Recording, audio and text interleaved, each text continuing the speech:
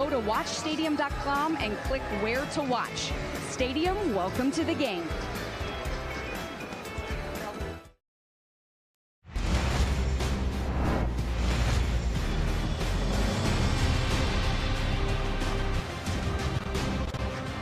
Welcome to the Barclays Center Classic presented by Continental Tire, a top 25 showdown in Brooklyn between the 6-0 Minnesota Golden Gophers and the 5-0 Alabama Crimson Tide. Thank you for joining us for Stadium's coverage of college basketball exclusively on Facebook.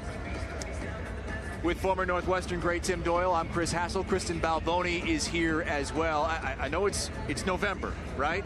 But this, in a neutral setting between two really good teams, kind of feels like a Sweet 16 showdown, doesn't it? Well, I think it's the best game all day in college basketball, and Minnesota's a team that I think is flying below the radar on a national scale. I think they could go out there and really make some noise, get to a Final Four, and if you like fun, you like exciting, Alabama's got one of the most exciting players in all of college basketball. Colin Sexton is must-see, an outstanding freshman for the Crimson Tide. What do you think the key to winning this game is for both these teams? Yeah, I think Alabama's going to shoot the ball well from the outside because it's so hard to drive against Murphy and Lynch when they're able to protect the paint. So guys like Petty are going to have to spread the defense out and open up those driving lanes. If I'm Minnesota, you got to go inside. I think that's going to be their strength. No one's been able to guard Murphy in college basketball. He's averaging a double-double this year. So I think that's going to end up being the difference in the game. I give a slight edge to the Gophers, but hey, that's why we play the 40 minutes, Chris. All right. Looking forward to these 40 minutes. I wouldn't be upset if it goes 45 minutes, maybe 50 minutes. Alabama beat BYU yesterday behind a balanced effort. John Petty led the way with 16 points, but 4 players in double figures. Yeah, I thought Hall gave them tremendous effort, blocking shots and all over the court. You see those 9 rebounds. Ingram's a guy who's a fabulous slasher, and you see Hall using that athleticism. That's going to be matched in this game by guys like Reggie Lynch as well as Jordan Murphy. I think both these teams kind of mirror each other with the athleticism, but all night long, Alabama used that physicality to just bully BYU time and time again. Got whatever they wanted on the offensive end, but you like exciting teams. Alabama likes to play fast. They like to shoot the 3, and they're going to have to today if they're going to pull off the so-called upset against the Gophers. Jordan Murphy has been one of the best players in college basketball to this point. The back-to-back Big Ten Player of the Week, had 16 points yesterday in the win over UMass. Yeah, and just has a tremendous motor and a nose for the basketball. He's undersized at 6'6" and playing the power 4, but he can still get in the lane. He's got great touch. He's not an outstanding outside shooter, but he's got great pep in his step, and you can see him rise above. He reminds me a lot of Draymond Green. He's got a great feel for the game, and as that shooting comes along, he is going to be unstoppable for the Gophers. Look at the starting 5s for both teams in this game, and Minnesota's starting 5 might be the best in the country. I don't think that's a stretch. You know, we haven't talked about Nate Mason. Oh, by the way, he was first team All Big Ten last year. Amir Coffey may be their most talented player. He was all freshman as a freshman up in the Twin Cities. And Herb Jones I really like for Alabama. He could do so many different things. Really their glue guy for Avery Johnson's crew. Jones has really been making waves on the defensive end. Had 4 charges a couple games ago against UT Arlington and had a few more yesterday in the win over BYU. Fans are getting into it. They're excited. They're ready to go. So are the head coaches. Richard Pitino, the son of Rick Pitino, making a name of his own. 5th season at Minnesota, had a school record 23 wins last season. He was Big Ten Coach of the Year. And he talked about struggling in 2015, 2016. They went 8-23, but last year got back to the tournament. Some would say an unlucky draw. They saw Middle Tennessee, who had an outstanding veteran squad. They got knocked off in the first round. But I believe this Minnesota Golden Gophers team has Final Four written all over them. Well, what about Avery Johnson's team? Avery in his 3rd season there at Alabama, former NBA Coach of the Year in 2006 with the Dallas Mavericks, and he's got the Alabama program on the rise into the top 25 and could make a big jump if they get this win today. It's an exciting time to be an Alabama sports fan. Obviously, Nick Saban's got things going in the right direction on the gridiron, but you look at this roster, and with the exception of Hall, all I see is freshmen and sophomores. So this is a group, who knows how long Sexton's going to be in Tuscaloosa, but Ingram and Petty and Jones, they're going to play some valuable roles, as this certainly is a tournament team. And when you look at Kentucky's struggles in Florida, I think Alabama is going to be amongst the upper echelon in the SEC. Well, they're picked 4th, and Kentucky, as usual, picked to win it. How about Florida with the big win last night? And some are saying now maybe Florida's the favorite. Hey, Alabama has its chance to throw its hat into the ring with a big win today against Minnesota. We thank you for joining us here as Stadium brings you college basketball exclusively on Facebook. We're at the Barclays Center. A little bit different than yesterday, Tim, when we were over at the Steinberg Wellness Center on the campus of LIU Brooklyn. We are going to bring you starting lineups right here live on Facebook.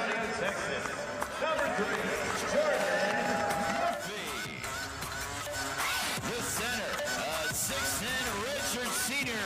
from Edina, Minnesota. Number 22, Reggie Lynch. At guard, a 6'5" junior from Queens, New York. Number 1, Dupree McGrayer. At guard, a 6'2" senior from Decatur, Georgia. Number 2, Nate Mason. And finally at guard, a 6'8" sophomore from Hopkins, Minnesota. Number 5, Amir Coffey. The head coach in his 5th season is Richard Pitino.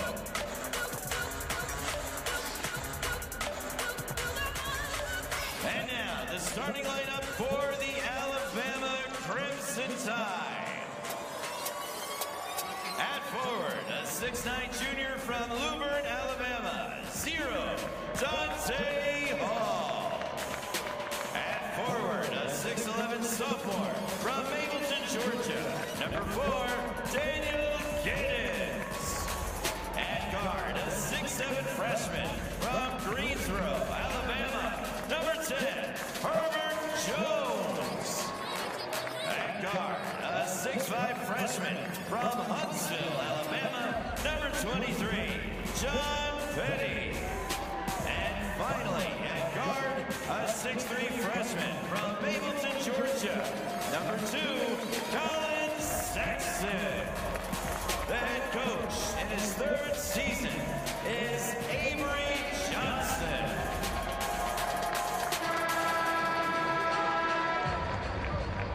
We are ready to go here at the Barclays Center. Before we do, send it to the 3rd member of our crew, Kristen Balboni. And Rick Pitino here watching his son. I know Richard's got a lot of family here, and he said it really means a lot to have them here supporting him. And guys, we know these are 2 very passionate fan bases, Minnesota and Alabama. So we want to hear from you. You're a part of this broadcast. We want to see your pictures on Instagram and Facebook. Let us know how those double setups are going. Use the hashtag #MinVersusBama. All right, Kristen, you see the hashtag in the upper right-hand portion of your screen. Use that and correspond with us all throughout the game, all throughout the evening. Thanks for joining us on a very exciting day for both of the fan bases. Minnesota taking on Wisconsin, the big rivalry football game, and of course the Iron Bowl for Alabama fans against Auburn. This is what we've been waiting for, Tim Doyle. It's the best college basketball game being played across the country, and you can only watch it here on Facebook. Minnesota wins the opening tip.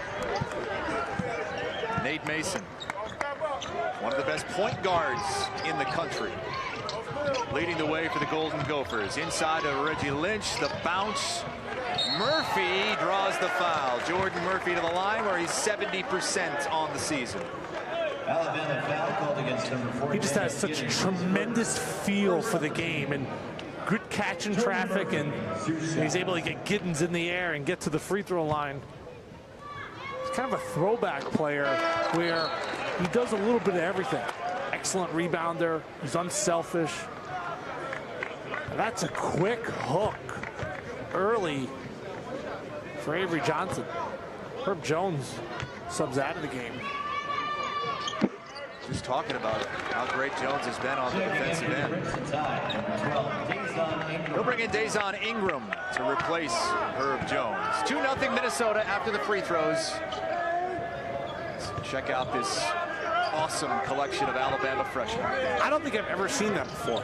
And I've probably watched 3,000 basketball games. You were never yanked that early? First possession of the game? No, I've never seen that before. Mason, a pull-up three. Got it. 5-0 Gophers.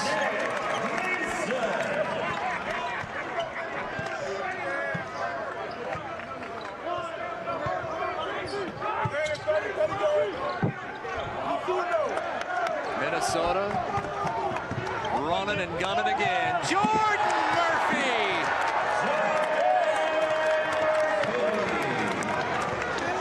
I said this could be a Final Four team. Am I crazy, Chris Hassel? No, you're not crazy. Minnesota's going to be in the top 10 if it wins this game today. Ingram left his feet.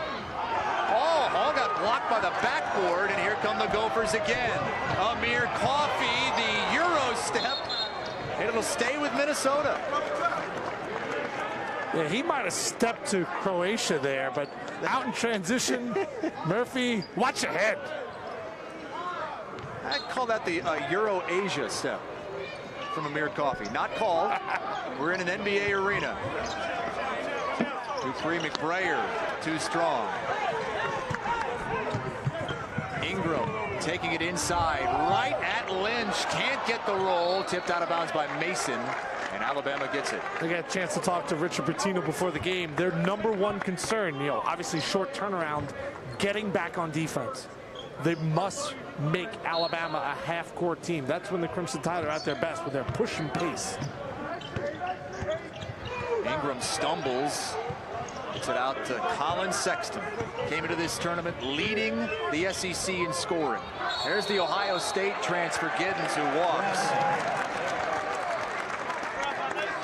The problem with playing so many young guys like Avery Johnson is doing is, all right, who's going to calm this squad down? Sexton's obviously their best player, but when things get rough, who's going to stop the bleeding and say, all right, everyone just relax and go get an important bucket? Right now, Alabama in disarray. 7-0 Minnesota. 2 minutes gone by. Mason thought about it. Murphy travels.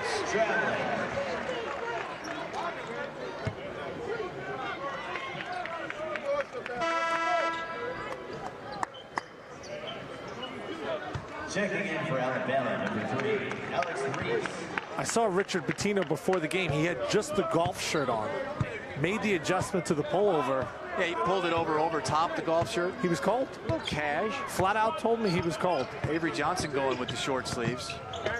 There is an ice hockey rink underneath here as Colin Sexton knocks that down. Of course, the Islanders play here now as well. I think for Alabama to win this game, Sexton has to be somewhere north of 24 points. Came into this game averaging over 20 a game. Lynch bodying inside. Murphy, the offensive rebound, straight up, blocked by Hall, got it back, and third time's a charm. He just has that dog in him, where he tries to grab every rebound, block every shot, and he seems to never get tired. Just an outstanding motor, and there he is with the steal. To the deck, and they get him for a travel because he was scooting around on his fanny. By the way, if you want to hide the comments, folks, swipe right. That's how you hide everything, get the crystal clear screen. Excellent hustle here by Jordan Murphy, just staying with it. He's got great touch down low. I gave my top 20 players in college basketball on the Rally Show. Check that out. 6, 11, and 1 Eastern every night on Stadium, and I did not have him as one of my top 20 players. I made a mistake. Good plug. You get to redo that. Hey, it's a block from Lynch, and here comes Coffey. Minnesota's got the numbers. Coffey the bounce, and Mason had it stripped. They get a foul on Colin Sexton. Crimson side foul, sides to number 2, Colin Sexton. This is what makes life so difficult. He leads the country in block shots. Reggie Lynch over 5 a game. And that what I thought was going to be the difference in the game was the interior presence of Murphy and Lynch. And so far, both guys are making their presence felt. Only had 2 blocks yesterday.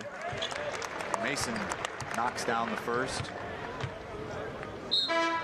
Mason, a guy out of Decatur, Georgia, a senior now, first team all Big Ten last season, one of 50 on the preseason Naismith watch list. He says he doesn't play with a chip on his shoulder, Tim. Plays with a boulder on his shoulder. You think that's funny? I think it's interesting. Sounds like a t-shirt. If you're Alabama right now, I want Sexton trying to make something happen. Get a ball screen. There it is. Great defense from Lynch as he swats it out of bounds. Already his 2nd block of the game.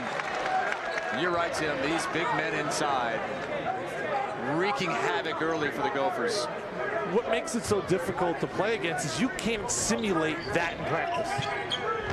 You can talk about it, you can prepare for it, but when you go up against a guy like Reggie Lynch, he can affect the game in so many different ways. You're going to have to make some of those. Alex Reese misses. Gophers looking to go up double digits in the first 4 minutes of this game.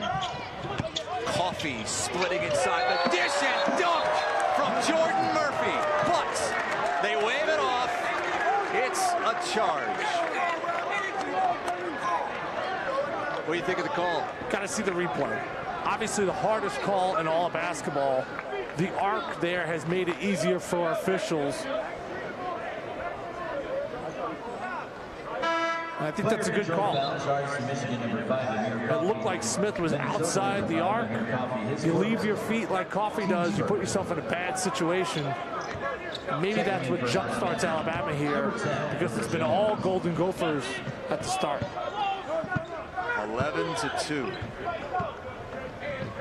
Back into the game is Herb Jones, who was taken out after the opening possession when he picked up a foul. Ingram cut off and traveled. And Reggie Lynch forced it. Well, see what kind of adjustments Avery Johnson makes after this opening salvo from Minnesota. 11-2, Golden Gophers. Over to Kristen Balboni. Yeah, guys, talking about Avery Johnson. He has been roaming up and down in front of the bench, trying to fire his players up. And he certainly knows this arena well. I was talking to him a couple of days ago, and he said it is his first time being back here since he coached the Nets. That was back in December 2012 was his last time here. He said he's really excited to be back, and you could tell that he didn't just say that. He really meant it. He was talking about some of the remodeling that they've done. Earlier today, there were workers from Barclays coming out and putting decals out on the court. They came over to him. They said, "Hey, Coach, how you doing?" You can tell he's got a lot of love for this place, and we know that he would like to come out with a win here today. Tim, Chris? Kristen, thanks. In interesting context. Back in the house that he helped open up here in Brooklyn. 7 seasons in the NBA, 2006 Coach of the Year, of course. As a player, he was an NBA champion in 1999 with the Spurs. Look to your bailout. Come on now. Go, man. Go. If the music wasn't so loud, you might be able to hear him a little bit. He's got a unique voice. Certainly you hear it booming out at shoot-around in an empty arena. People here happy to have him back in Brooklyn. Yesterday at the Steinberg Wellness Center that holds 2,500. We're here at the home of the Nets and Islanders. Big NBA arena for a big-time matchup. And it's all Minnesota early. We got to clear out of here right after the game for JC, by the way. Now we see Matt on Facebook chiming in. Not a great day for Alabama sports so far. Auburn 10-7 lead at halftime of the Iron Bowl. And here comes the tide off to a slow start. But it's fast if you're a Gopher fan. Jordan Murphy, another stuff.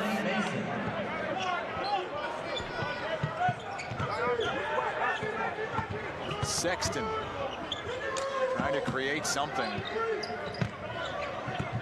Another freshman Jones, and that is an ill-advised pass inside. Another turnover for Alabama. Here comes Minnesota, up 11. Mason, 3-ball, no good over the back.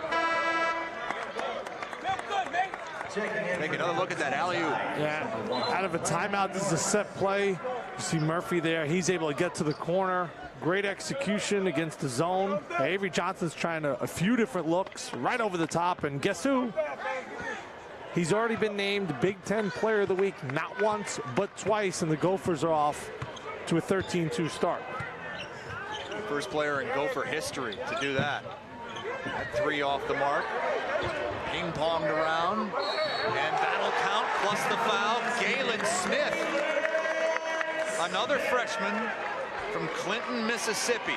He did not play last game. Maybe he'll play a big part in this one.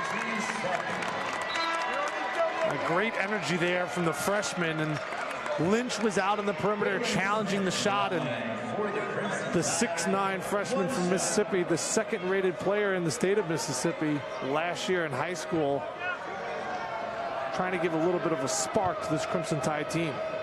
Interesting that he hasn't played much this season, didn't play at all last game, but against these big body Gophers, they're going to need him. I think that's spot on, Chris, and I think that's why he gets the call, because I think the Gophers have been flat out bullying Alabama so far, and Smith comes in and throws that muscle around.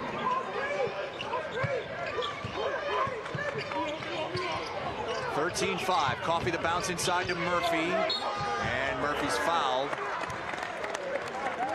Jordan Murphy so active early. 8 points, 3 rebounds, already a couple of blocks. Jordan Murphy has made 1 3-pointer this year. Right, that is not a strength of his. It's actually probably his biggest weakness. We saw that 3-pointer yesterday. That's right, banged it home against UMass.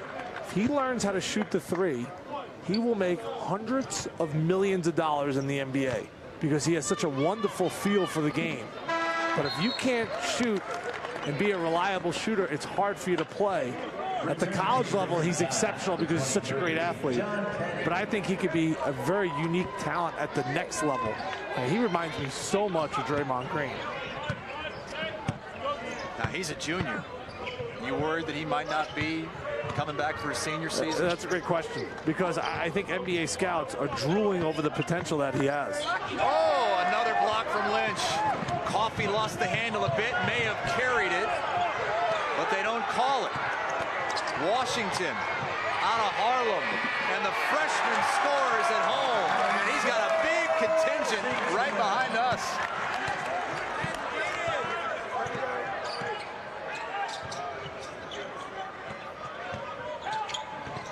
Minnesota up a dozen. Herb Jones, baseline cut off, and a reach-in foul will be called on Minnesota. Guess who? Lynch affecting the game. Let's see if Coffee palms this ball. We got away from it, and then Washington. We got a Gopher fan cutting the replays. Cut that little carry out. I think it should have been called. I thought he carried the ball as well.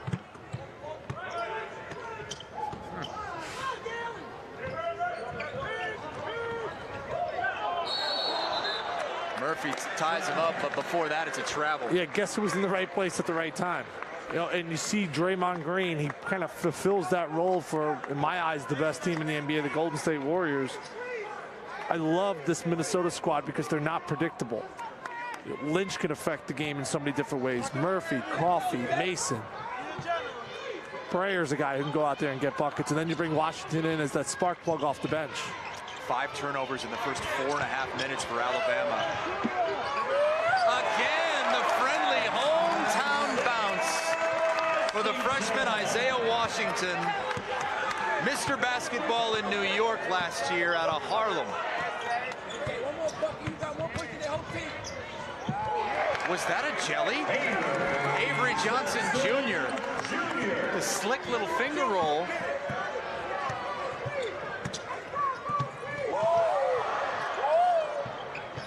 Mason drives it to the hoop. No good. Good defense from Galen Smith. Here comes John Petty. A 3 from Norris is short. Coffee, one-on-one, spin move, can't get it to go. Avery Johnson Jr. out of there with it. And he lost it. Washington's got it ahead of the pack. Isaiah Washington has 6, and he might have 6,000 fans in attendance. We talk about that sweet finger roll, the jelly, and his eyes were as big as basketballs. But this is a kid who is a playground legend here in New York. And watch the spin. That's the little jelly off the glass. A little spin on the finger roll from Isaiah Washington. 21-7 Minnesota on a big football day for both of these two programs with a 2-touchdown lead over Alabama, Kristen. Yeah, guys, well, I had a chance to sit down with both coaches here, and I asked them how they are managing their programs and all the high expectations. We have talked a lot about human nature. We've talked more about human nature than defense, offense, rebounding.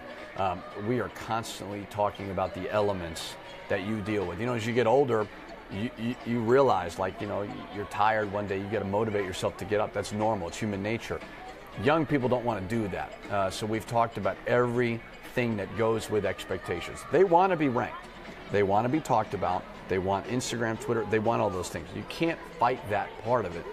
You've got to embrace it, but then you got to understand, well, if you want to stay relevant, these are the things that you need to do in order to win and get better. We're only thinking about that 1 minute in practice where I have to be at my best in terms of my competitive spirit, caring about my teammates, the way we communicate, the way we bounce back from failure, the way we handle success. So every minute in practice, and then that's going to lead to, you know, the next minute and the next play. And that's what we talk about. We don't look at the season in its entirety or where we're ranked or not ranked. We have a single purpose, and we think if we can just stay in the moment, everything else will take care of itself. Avery Johnson has this team in the top 25 in his 3rd season. Still the single season record holder for assists per game in the NCAA. Averaged 12 assists a game when he played. He's got Alabama off to its best start in 5 seasons and ranked for the first time in 6 years. Rough start to this one, though. See how they respond. This is his son, Avery Johnson Jr. 13 on the shot clock. Giddens looking to set a screen up high. Minnesota defense extends. Norris the bounce. Giddens out to Norris. The senior hits the 3. Good offense there for Alabama. We talked about in the earlier game, shooters love catching that ball when you're able to go inside and out, because when they're shooting by themselves in the gym, think about it, the rebounders always throwing it out to them, so there's that comfort level of catching out on the perimeter with that pass coming from the inside.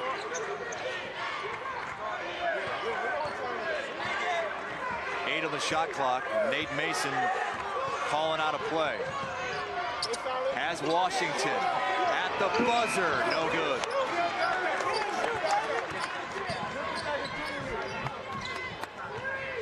Alabama a chance to string some buckets together here.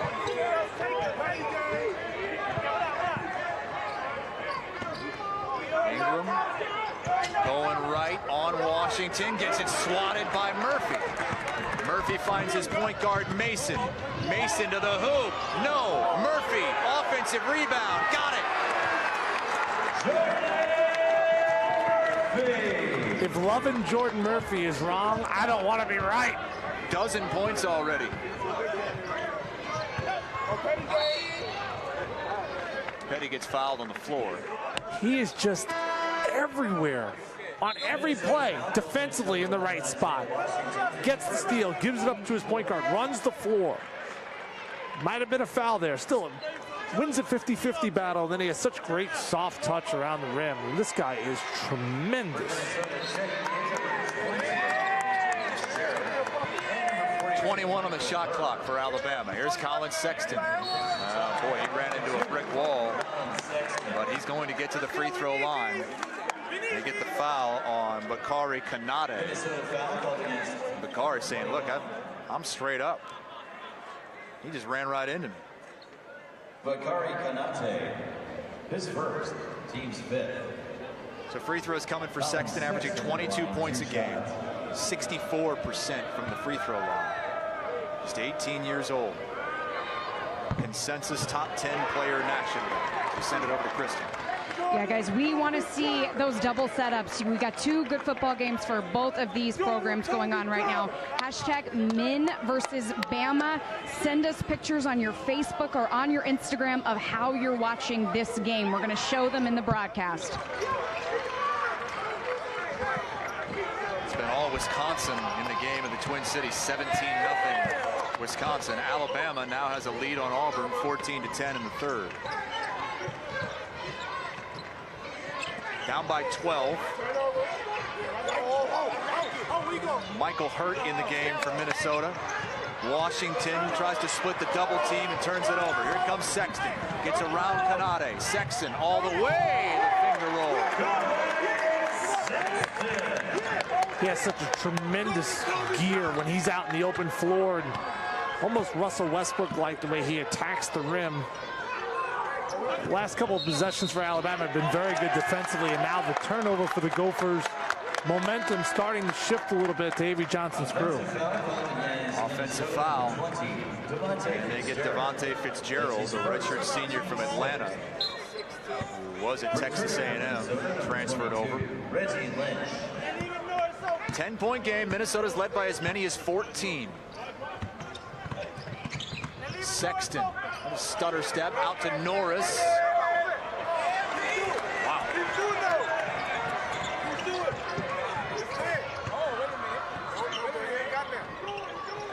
Washington, quick step back. Offensive rebound to Reggie Lynch. Takes it right back up. No, Hurt got his hand on it. Lynch has it again. Got it. Gophers just been relentless on the backboards, and Lynch has been a difference maker on both ends of the floor. Blocking shots, intimidating others. If Alabama's going to win this game, they're going to have to make 10+ threes. They're getting not rebounded. 15-8 are the Crimson Tide. Shot clock under 10. Sexton from 19, way off.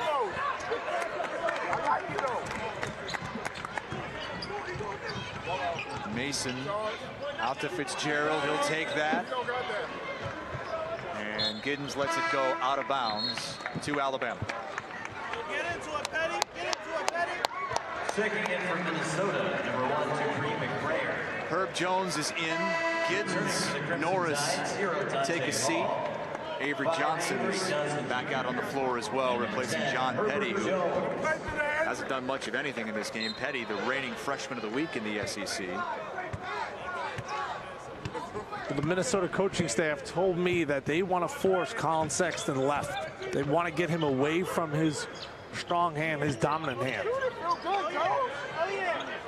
Jones short. Avery Johnson the rebound. Somebody's got to box him out.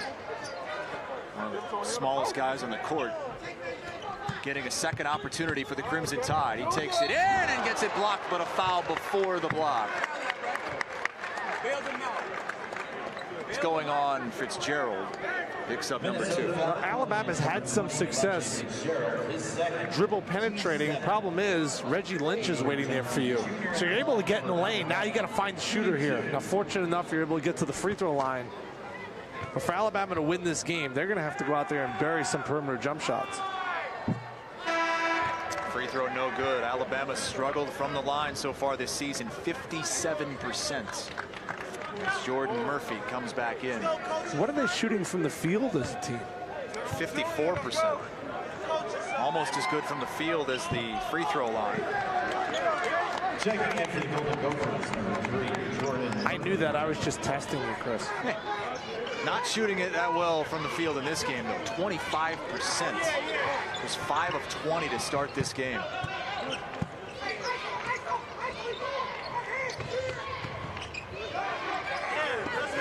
Murphy's got it. 7 on the shot clock. Takes the 3. Second made 3 of the season. That's what you said you want him to do, to make hundreds of millions of bucks in the NBA. Jones dishes. And Hall is short. Now, Murphy actually got beat on that play defensively, and then a quick switch between him and Lynch just does so many different things well. He starts burying that three. This might be his last year up in Minneapolis. Mason, high teardrop, and everything's falling for the Golden Gophers, who are up 30-13. But they're not playing like out of this world. They're shooting less than 50%. They're just playing their game. This team has Final Four written all over it. They're that good. They're that talented. Sexton the jump pass. Jones the pump fake. Gets bumped, and Murphy is called for the foul.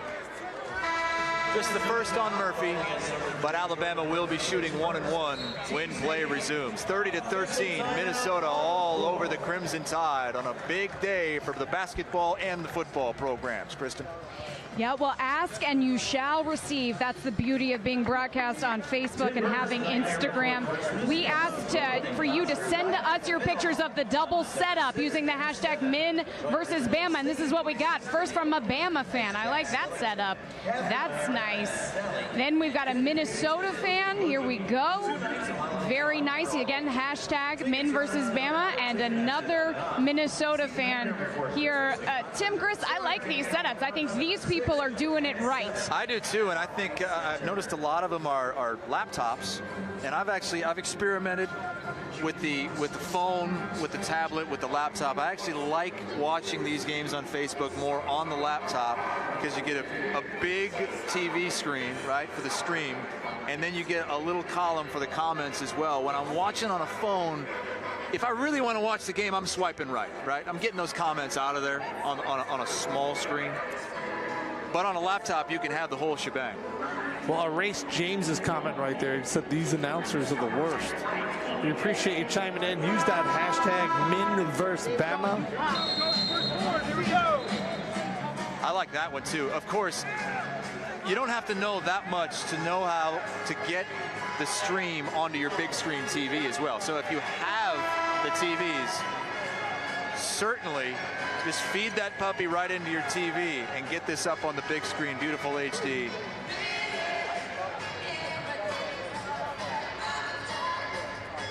Minnesota fans are loving it. Herbert Jones at the line for Alabama, shooting 1-1. 1-1 for Herb Jones.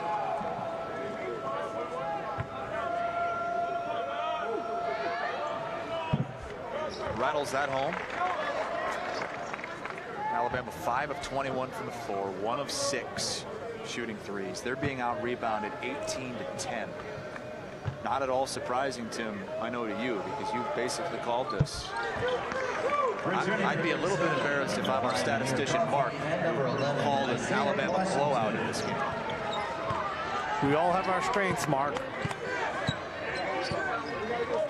Alabama's going 2-3 zone here. I think Avery Johnson just trying to mix up defenses to somehow stop this Gopher team. You got to get your hands up when you're in a zone. You can't be lazy, and for young guys, it's easier said than done. Look at the spin. Murphy couldn't get it to go. He was 5 for 6 before that miss. Sexton the pass. Ingram the flush. We talked about getting back in transition if you're a Gopher. There, a breakdown, and maybe that's able to give Alabama a little shot of life.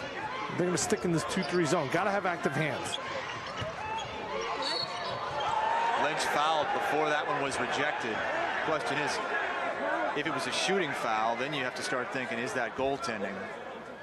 Alabama foul called against. But they're not going to call that goaltending. They are going to give him 2 free throws, though. Reggie Lynch, 2 shots for the Golden Gophers. Reggie Lynch said as he's walking around campus last year and in the offseason, people would come up to him and say, hey man, love the way you play, but can you please just work on not fouling out as much? He fouled out 8 times last season, and with this Gopher team, that might be the thing that could kick them out early in the tournament. Then we're looking way down the road. If he goes out, then what do you have? I believe that's their Achilles heel. that is going to be their weakness, is if Lynch comes out of the game, what do? You go Murphy and Fitzgerald. You move Murphy to the 5. It just really puts them in a bad spot. And there he is with the steal, because he's such a difference maker on the defensive end. Bad decision by Jones to leave his feet. Reggie Lynch is second all-time in Illinois State history.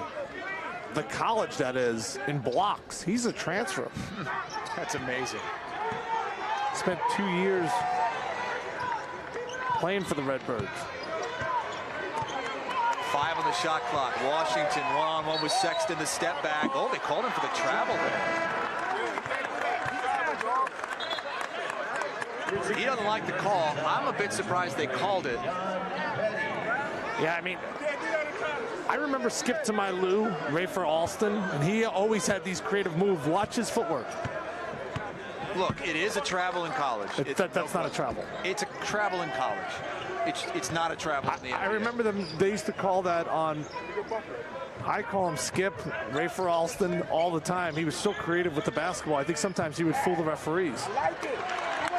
That's good position. That's the best position I've seen an Alabama big man have all game long. Dante Hall. I've watched the Alabama guards almost shy away, Chris, from throwing the ball down low because they really had nothing going. You got to stay consistent. Hall and Giddens gave them some solid minutes yesterday against BYU. Breyer finds the wide open Washington, but he's in amongst the big men. Coffey the 3, and that's strong. Oh, look at the rebound from Murphy. The spin, no, tips it again. Lynch has it, and he's fouled.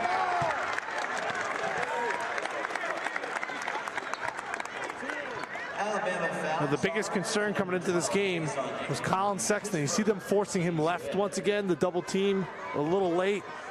A good drop off to Hall. But that's something to watch out for on this broadcast. They're going to force the sensational freshman to his offhand. You see him, number 2 in white. McDonald's All-American. He won the slam dunk contest at only 6'3". He is an amazing talent, and he garners a lot of attention from the defense.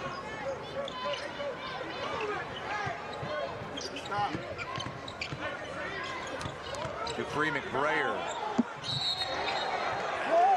They're going to get Riley Norris for that foul there. Murphy hit the floor, and the officials both looked at each other. It's officiating crew of Rick Crawford, Brian O'Connell, and Brett Smith. They got a T on Avery Johnson right here.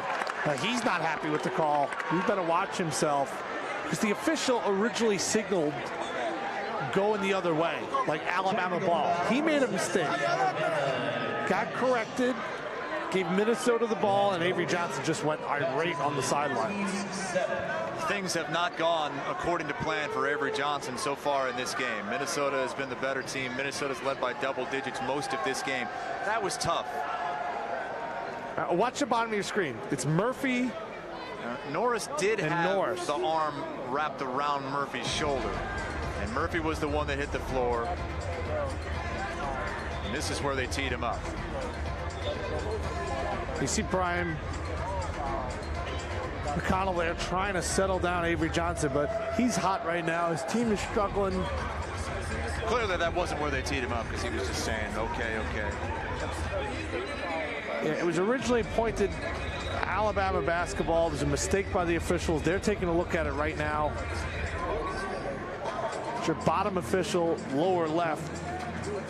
He's the one who signaled the call. Again, it's 2 guys fighting for position there. I honestly think that is a foul on Riley Norris. Watch the referee under the basket. Now Murphy was just...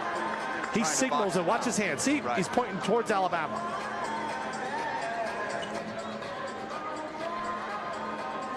And that's why Avery Johnson was so upset.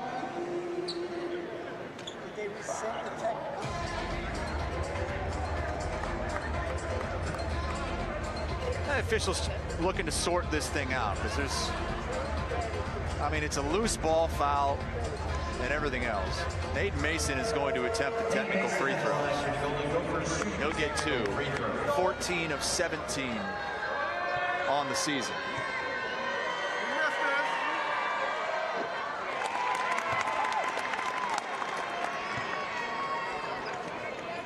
So it is what we thought, a foul on Riley Norris, a regular foul, and then the technical on Avery Johnson. They took a look at it, I believe, just to see if there was any kind of flagrant elbows flying around, anything like that. There wasn't.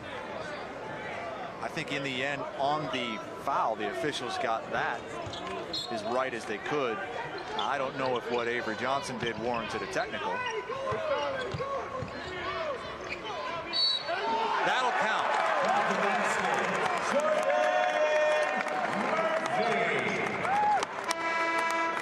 Jordan Murphy is having himself a month. 17 points and 9 rebounds already in the first half. He just has an old man-like feel to the game where it's never moving too fast. He always is in the right position. And right now, he's a man amongst boys. He is basically bullying Alabama in every sense of the word. A double-double in every game this season. That's going to continue. Sexton around and out. You see that left-handed dribble? That's what Minnesota wants. They want him doing everything with his offhand. Collins so good when he's able to turn the corner with his strong, dominant hand, his right hand. Alabama's got to be careful not to let this thing get too far away. Good defense there by Sexton. McBrayer, oh, he rose to the rim. No foul is called. Sexton traveled. He's got to shoot that ball. I know he's struggling offensively right now, the Crimson Tide team is, but that's a good look in the corner in transition. A rhythm shot. The freshman seems out of sorts. Already another double-double for Jordan Murphy. 17 points, 10 rebounds, a double-double in every game this season. Kristen? Yeah, guys, we've been talking a lot about Reggie Lynch, and I just almost tripped over my words because I'm so excited to tell you about his uncle, Kevin, who was also played at Minnesota and was, let me get this right here, the first pick in the second round of the 1991 NBA draft. Now, Uncle Kevin lives in the Twin Cities. He is an analyst for basketball, and he and Reggie are close. I imagine that he's very proud of Reggie's play here today.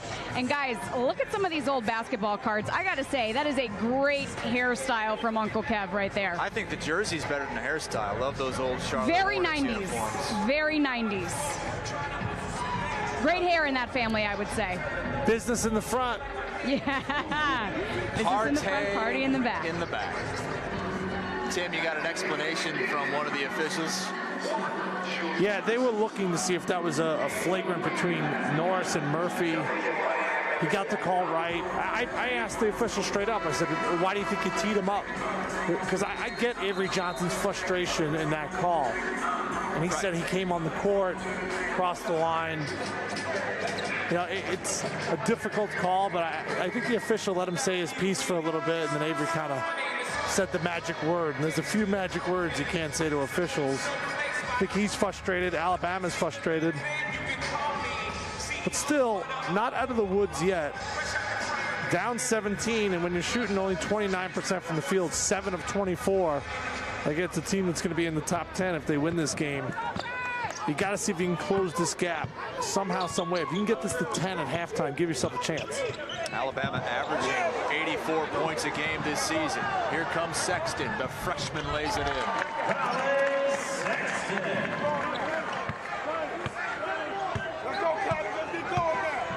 15-point game, 3 minutes to go. You know, when I would be in timeouts, I loved when the coach would say, hey, we're down right now, which was often at Northwestern. Let's try to close this gap. Let's try to get it to 10. Let's try to get it to single digits, and that's what Alabama's got to try to do. McBrayer, no. Murphy goes up high for the rebound. Out to Mason for 3. Short. And now a whistle away from the ball. Alabama foul called against number 12, Dason Ingram. His second. Yeah, That's on Ingram, Tim. This last possession is not going to go up in Springfield. Oh, boy. Yikes. Two guys running into each other, and then Sexton, right time, right place for the freshman sensation. Lynch at the free throw line after the foul on Dason Ingram. 1-1. That's the roll on the first.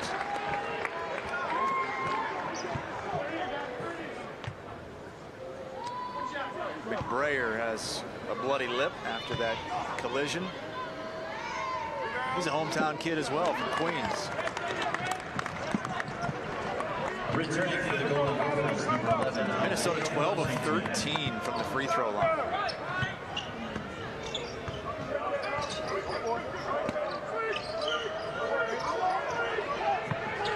A lot of standing around right now for Alabama on offense. Petty lost it on the way up. It's batted around and Mason has it. Wanted to throw it ahead to Lynch. Held it back for Coffey, and Coffey threw it inside and into traffic. Ingram all the way. Timeout is called by Richard Pitino. Not happy with Amir Coffey, who points to his jersey, says that's my bad. Minnesota 30. 15-point lead, though, for the Golden Gophers, who are fixing to move into the top 10 if this score holds. Kristen? Guys, we got more Instagrams rolling in. Take a look at this. Like we said, we want you to keep using that hashtag. Let's see that double setup, hashtag Min versus Bama. Oh, this guy's going phone. Okay, that's nice. He's got a nice blanket. We got the double setup here. I like it. We got a triple setup right here. 3 games, guys. I didn't expect that. Oh, all 3. Wisconsin, Minnesota, Auburn, Alabama, and ours. Now that's nice. That guy could use some lights, though. Let's get the lights I going. don't know. I like the darkness. You like the darkness? Okay. That says a lot. Good stuff. Keep sending in those pictures and the comments. Auburn has taken a lead on Alabama, 20-14, late in the 3rd. Minnesota losing 31-0 to Wisconsin. Coffey bailed out on that call. Kind of hung in the air for a little while and drew the foul. Yeah, it was interesting you say that, Chris. It almost looked like when he jumped, he was just looking for another body to bump into. You know what I mean? Like, he jumped with no intention of scoring. He went, oh no, I'm not going to make this. Let me find somebody, and really went out and sorted out the contact himself and was able to get to the free throw line.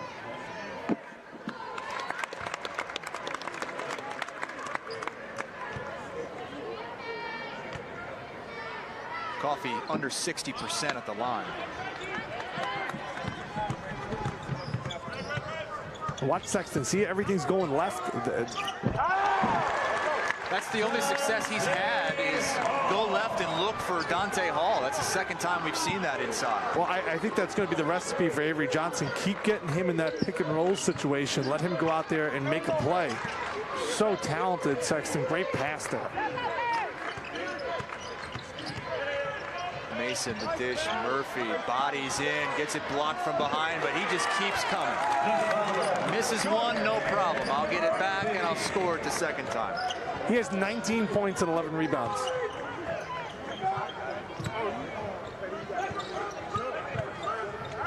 Ingram nearly walked.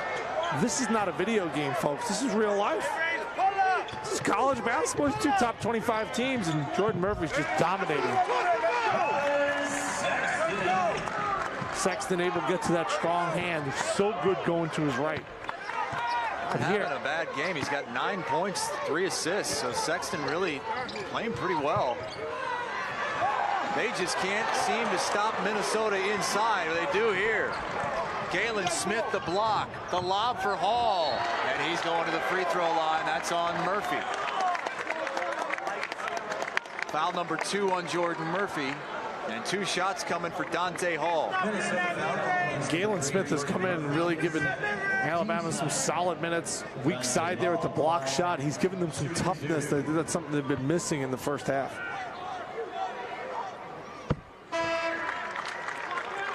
Herb Jones coming back in, replacing John Petty. 31 seconds to go, so the shot clock remains on.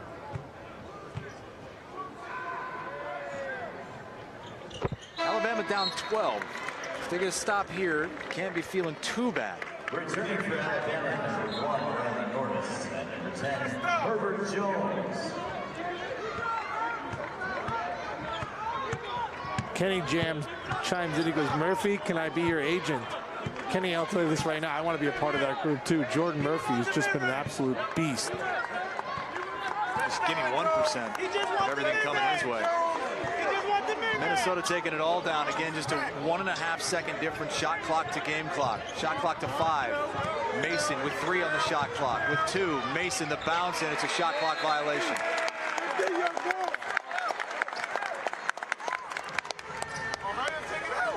Reset the clock to 1.5. Sexton will launch from 70 off the mark. Could have been worse for Alabama. It could have been worse. Sexton had some words. He's a little bit frustrated, but they're still in this game, only down 12. Yeah, we talked about maybe getting it to 10. Close enough. They did not play good basketball the first 18 minutes of that first half, but the last 2, I think they started to figure out an offensive rhythm. Sexton was able to get some buckets, find his teammates. You know, Alabama, they're so talented, but they're still young. Minnesota came out and kind of punched them in the mouth, kind of set them back. Avery Johnson did a nice job of mixing and matching his lineup, but the difference in this game has been simple. Jordan Murphy, what an absolute beast. 19 points, 11 rebounds. He's the difference maker so far. Kristen, what do you have for us? Guys, I am here with one big Minnesota fan. Sir, tell everyone at home your name. Oh, Steve Urban, Stillwater, Minnesota. Steve, now you traveled to this tournament from Stillwater. You traveled to a lot of games? Actually, myself and one other person that here in the gym today are the only 2 living human beings that has been to every NCAA basketball game the Gophers has played since Clem Haskins. That is amazing. Now, why is that? What makes you want to get to all of those games and keep that streak alive? Well, once you're a Gopher fan, and if you've ever been to Williams Arena, it's an unbelievable place to watch basketball. And 2 years ago, we were down. It looked like we were going in the wrong direction, but all of a sudden, Pitino brought us together. And now we've got a very nice team, and we would have followed them if they were 1-18 or 18-1. Of all those games that you've been to, which one stands out the most for you?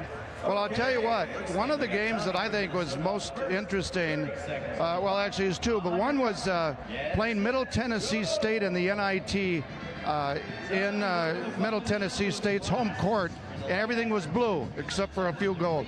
And it came down. I mean, it was like an avalanche of blue people. And the Gophers won that game, and it was fabulous. The other one was the infamous call by a Southeast conference referee against us back in 1989 with Willie Burton, and we would have went to the Final Four, and they called it against us. Now, Steve, I've noticed these shirts. That's how I spotted you from over there at my perch. Tell me about these shirts, because you and your friends have them on. Well, you know, we're playing Alabama, and of course everybody knows Sweet Home Alabama, but nobody knows Sweet Home Minnesota. So, and we have a lot of lakes, so we're Sweet Home Minnesota, where the lakes are so blue. I love that. Now let's talk about this game. How are you feeling at the half, 41-29? Well, I think we got off to a very good start. Don't underestimate Alabama. And I think that our kids are playing pretty smart. Few stupid mistakes, but pretty smart. So if we can continue that the second half, there's no question that we can win the game. But you know, these are young kids. These are kids in college sports, so they have to keep their mental about it. If we keep our mental, we can win it. Steve, I think he might have a future as an analyst. I just want to point out Steve's friends back here, they've all got on the shirts too. Love the shirts, guys. Sweet Home Minnesota, where the lakes are so blue. Thank you so much, Steve. We really appreciate you taking the time. We're going to send it back to the studio for the top 5 plays of the week. Of Continental Tire.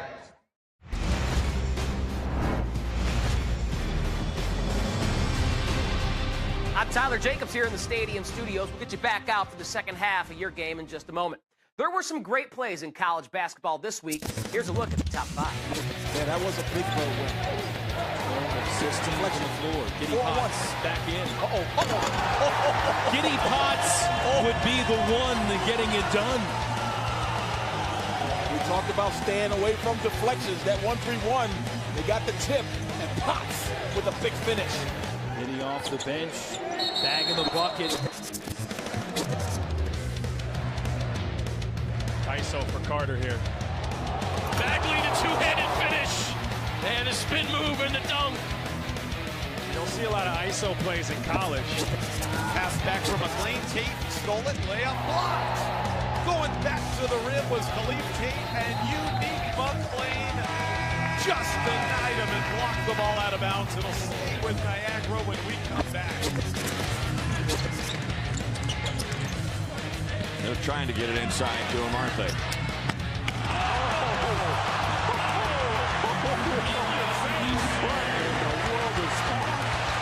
That was a little frustration from winning the ball. Oh my God. We've seen the ball being taken from him a number of times. He only put it down for 2 dribbles. Oh my, Konate is able to meet Ogalu at the rim. My, oh my, Ogalu came soaring in. What a block by Konate. Stadium is your new national sports network, the only 24/7 network available on both television and digital devices without a cable subscription.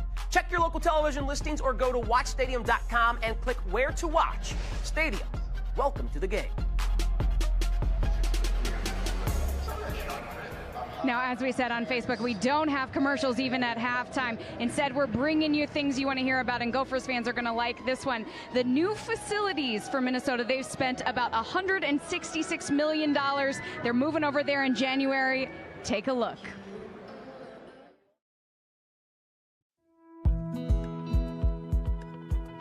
Well, time is so precious, you know, and when you can have one facility where all student athletes can be impacted. I mean, from an efficiency standpoint, they can eat, train, get their academic tutoring, academic training, all in one facility is just phenomenal.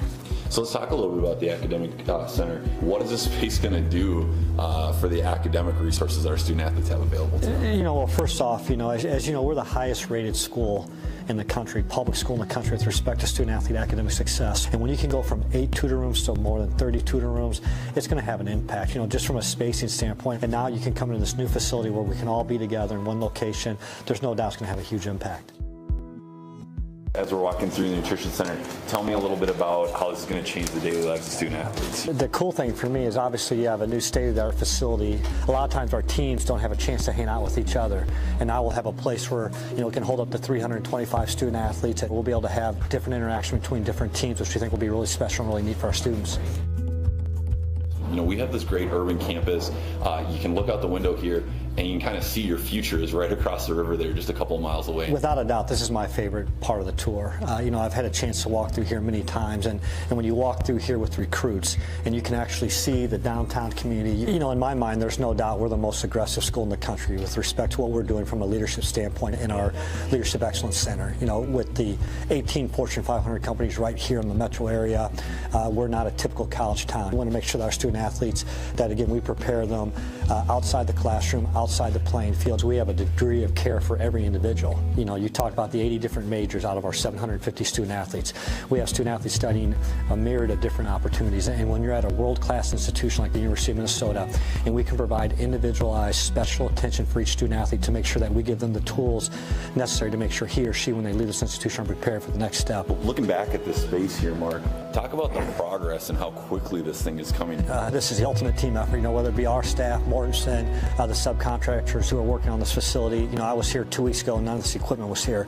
And now to walk in here and see it come to life, it's just awesome. And it's hard to believe in less than 2 months our student athletes will be using this facility. But there's a reason why you're seeing an uptick in our recruiting across all sports. There's a reason why you see people with excitement and energy in our department right now, because they see this coming and the impact it's going to have on our program. Those facilities look awesome. Also, while I've been here at the Barclays Center Classic, I had the pleasure of sitting down with Alabama coach Avery Johnson.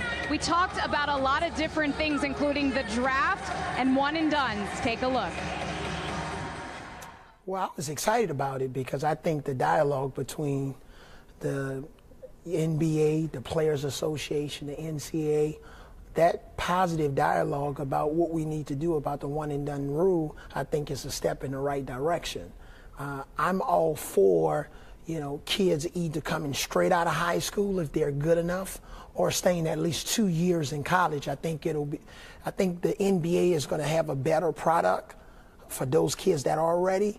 And then if you come to college, you're being able to stay 2 years, you'll be able to grow and develop a little bit more, and coaches will be able to have much more effective scholarship situation, be able to develop these kids fundamentally so that the NBA then will get a better product if they can stay in college for at least 2 years. So you are on the record as saying come straight out of high school or stay 2 years, and that's your stance. Yeah, and the ones that come out of high school, I'm not going to say committee because we got enough committees in this world, but they have to be, you know, on the level of a Kobe Bryant or Kevin Garnett. A LeBron. It just can't, LeBron, you can't just have everybody coming out of high school. If you identify 1 or 2 kids that are extremely gifted, that have that type of talent, but for everybody else, I would say stay in college for 2 years. But let the market bear it out. Let them take their chances and see. Yeah. Would you be in favor of the NCAA allowing collegiate players to participate in the NBA G League to show off their skills in the summer? You know, I think that's something that is up for discussion, but that fits into that gray area. We don't need any gray area. Let's eliminate all of the gray area. So if kids come out after 2 years, I like the idea that once they come out and declare for the draft, if you don't make it, you can come back to school. If you don't make it past that deadline where you can go back to college, but you can only declare twice. But I don't like the gray area of being able to go to the G League after your freshman year or out of high school. Let's eliminate the gray area. Now, you've got a lot of players, especially with this recruiting class, who, you know, are probably interested in the NBA draft and potentially sooner rather than later. How do you talk to them about whether they should stay in school or declare for the draft? It's really simple. Based on all of the research that we gather from all of the NBA folks who know what they're talking about, if you are somewhat guaranteed to be a first-round draft pick, we will help you pack your bags. You need to go to the NBA. If you're a lottery pick, we don't even think twice about it. I played in the NBA for 16 years, so I would love for as many kids to experience it. Maybe not for 6 years, it might be 3 years or 9 years. But if you're somebody that's projected to go in the first round, and sometime maybe even in the early second round, especially with the way the guaranteed money's changed, that's something that we would encourage our players to do.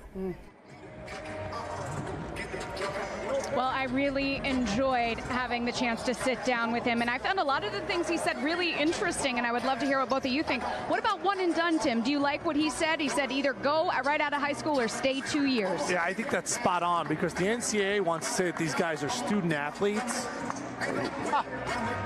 So if you have to stay 1 year in school, you really only have to go to 1 semester just so you're eligible. So I would actually like to see it stretch to 3 years. That way, if they guys choose to go to college, then if they stay for 3 years, they're really making an effort to go out there and try to get their degree.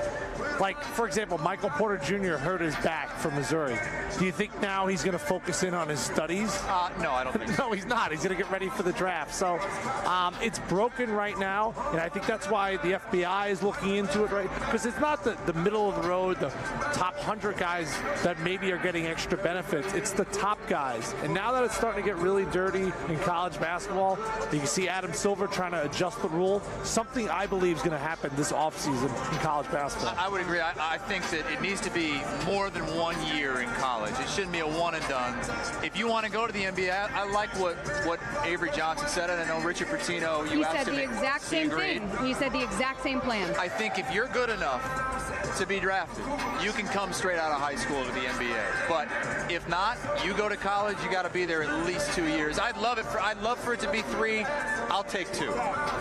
Well, whatever it is right now, it's not working. But the sad part is, a guy like Colin Sexton, who we get to see on the court today, you know, we may never see that. I think the most excitement in college basketball is the one-and-done guys. Those are the guys that I wanted to see, especially to tip off the year. What do they really like? Can they play at that next level? Now, as the season wears on, I think we like to see outstanding teams like Minnesota, but I believe this offseason there's going to be an adjustment to the rule. That's Tim Doyle, who played his college basketball at Northwestern. Had a year at St. John's in there as well. Kristen Balboni and Chris Hassel, thanks for joining us. It's halftime. Minnesota with a 12-point lead over Alabama. We'll show you how things went down in the first half, and a lot of it had to do with the 2-time Big Ten Player of the Week, Jordan Murphy. 19 points, 12 rebounds, 2 blocks, and a steal. And we need to update those points right there because he deserved every single one of them and scored them in a plethora of ways. just has a relentless motor. He tries to grab every single rebound. And I talked to him yesterday before the game, and I said, well, give me a comparison. What's your game like? Because I can't even describe it myself, because I can give you a little bit of everything, and he has just done that for the Gophers. And as for Alabama, they got back in the game when Colin Sexton really started to work a little bit from the offensive end, got his teammates involved. Here, an opportunistic basket. Two Gophers run into each other. You know, Alabama, in my eyes, Chris, they could be down 20. The fact that it's 12, you come out, you set a tone, maybe get the first couple of baskets, and now you're right back in it. Avery Johnson's been around the block.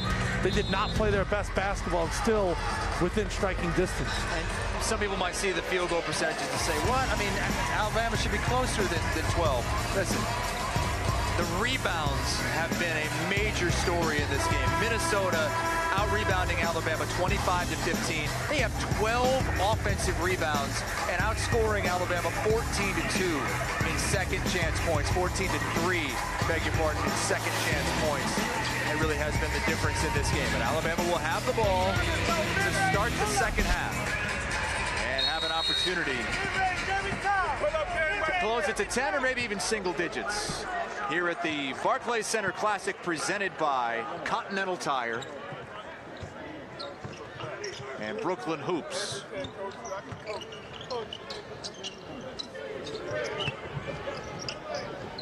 Sexton to Hall, and Hall with the tip again, and they're going to get over the back, I believe. McBrayer went over the back of Giddens.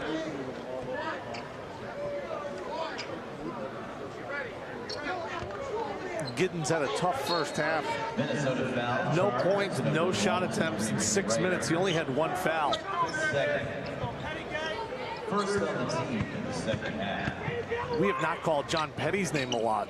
Came into this game averaging over 15 points a game, and the freshman held scoreless in the first half. Turnover. That is turnover number 10 for Alabama. Giddens looks like he's just looking for somebody to hit. I mean, he would be one heck of a tight end.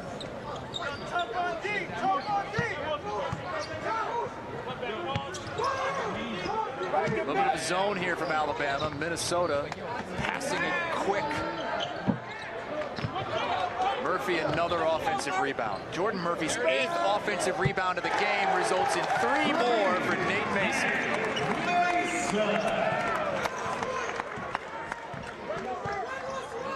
Second chance points are now 17-3. All right, go get money. You got time. Sexton alley-oop and swatted out of there. I don't know if that counts as a block. I don't think it does, because it wasn't a shot. Mason, another 3. And what a start to the second half for the Golden Gophers.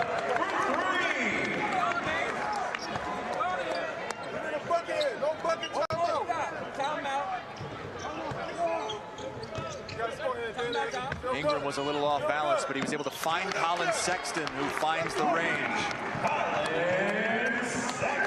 First 3-pointer of the game for Sexton. There's just no energy right now in Alabama for defense. Look at all their arms. Everybody's arms right now are down. You gotta have your hands up. You gotta have some energy, some effort. Coffee carving him up. Didn't get it down, but will get the free throws. Right now, Minnesota is getting any shot they want, and when they miss, they're getting the rebound. Nate Mason's guy last year, first team All Big Ten. We haven't really talked to him that much. But Matt McCall from UMass thinks he may be the best point guard in the country.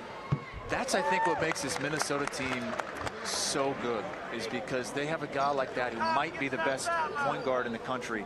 And he's like the 2nd to 4th guy we talk about, because you got to talk about Jordan Murphy first. You talk about Coffee, you talk about Reggie Lynch in the blocks.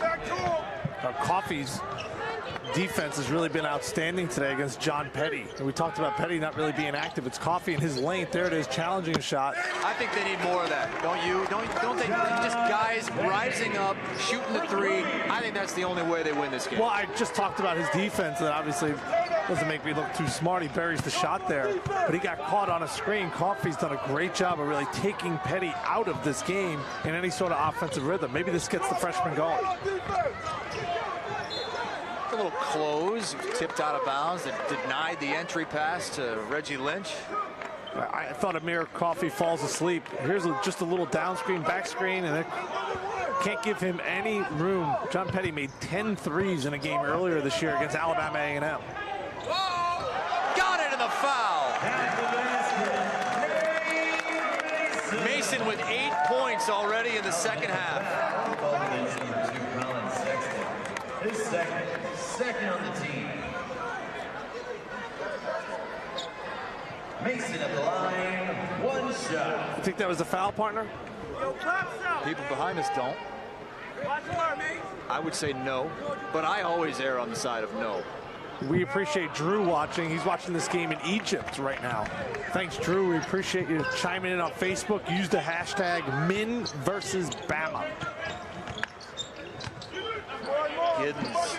Oh, the follow from Hall. That was nasty. Coffey quickly the other way, and he draws the foul. Ingram had to reach in and rip him down.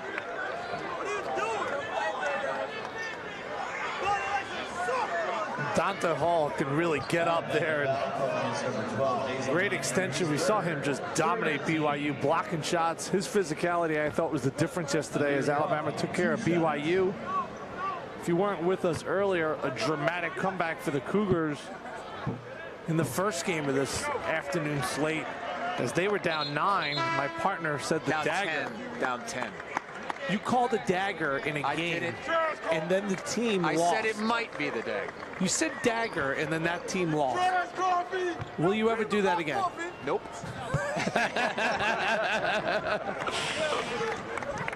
Now, UMass was leading by double digits for much of that game, and BYU came roaring back to get a last-second win.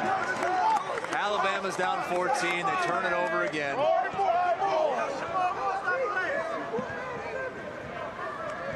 Hey, Alabama's young. I mean, it's a really young team.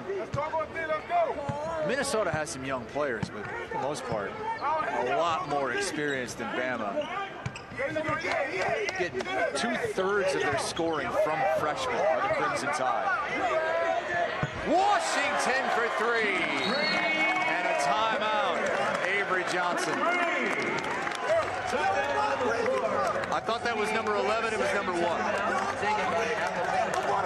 Dupree McBrayer. I should have known that the cheer would have been louder if it was Washington. As you see, Rick Pitino in attendance. The biggest Golden Gopher fan there is nowadays. Kristen? Guys, we have asked everyone to send in their pictures using that hashtag you just mentioned, Min versus Bama, to show how they are watching their football teams and their basketball teams in this game. And I like this setup right here. This is a good one.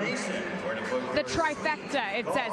This is also a nice one, too. They could get the fire going is kind of what I think, but just make it complete. Oh, okay, here we go. We got a projector, big screen, and a dog. It doesn't get much better than that. Oh, someone's already got their Christmas tree up. I like it. I like that a lot. Oh, that is so sweet. Yeah, got a Minnesota fan there holding him down.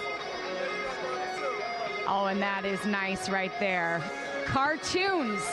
Not what I would have thought the double screen would be used for, but I like it just as much. I actually know what cartoon that is because I have 2 kids. It's Paw Patrol. Because my son, Joe, was Marshall, and I watch way too much of that. And guys, Bama fans will know this, but it's 26-14 Auburn in the 4th. Keep those pictures coming. Thank you, Kristen. You see the hashtag. Swipe right to get rid of those comments, folks. If you're just joining us on Facebook, swipe right gets rid of everything. You just see the whole picture. Been a good day for Reggie Lynch and Minnesota to this point. Lynch, 3 blocks. Leads the nation in blocks, averaging over 5 a game.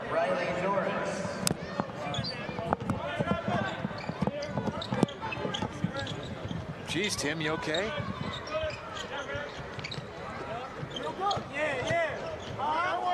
Tim had a little headset issue. Tipped out of bounds, it'll stay with Alabama.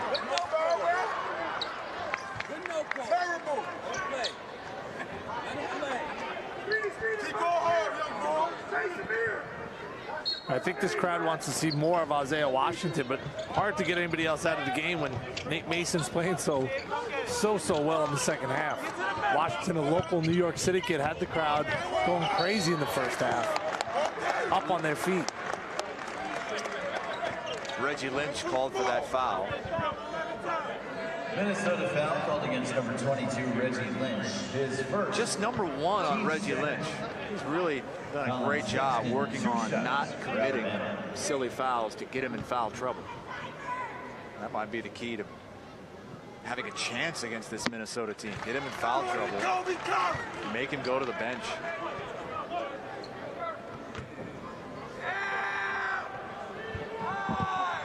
He's played more minutes than anyone in this game, as Reggie Lynch.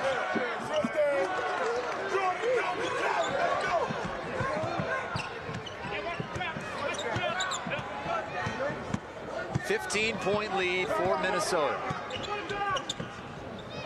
In our matchup of top 25 unbeaten teams here at the Barclays Center Classic presented by Continental Tire. We got a question here from Tyler. Do you think the Gophers will be ranked in the top 10 if they win this game? Absolutely. Where you from? They would have 3 wins this week. And 1 over a top 25 Alabama team, but the Tide not out of it yet. Still hanging around that zone where if they make a run, they're right in it. Down 13 with 15 and a half to play. Yeah, 30, keep talking back there. I hear you.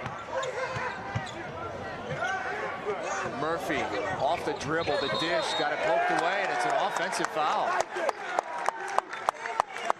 And Tim, they say, you know, the best teams talk a lot on the court. I think these guys behind us must have been a part of a good team. They're talking a lot. Maybe they're getting ready for the concert coming up tomorrow, Kristen. That's right. We got to clear out of here quickly because right after this game is over, the rigging crew is going to come in here and start setting up. Everything's got to be broken down by 3 a.m. for them because, as you said, Jay-Z performs here. He's got 2 shows coming up.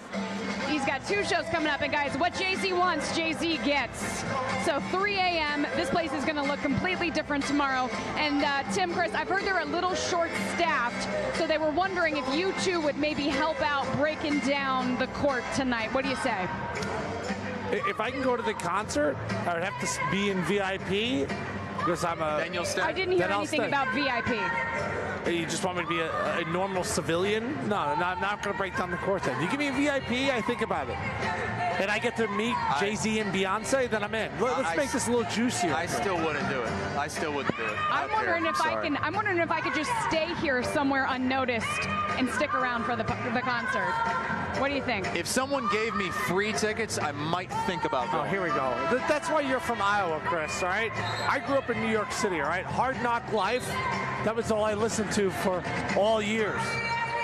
You're just showing that you're from Iowa right now. A New York City kid, Jay-Z.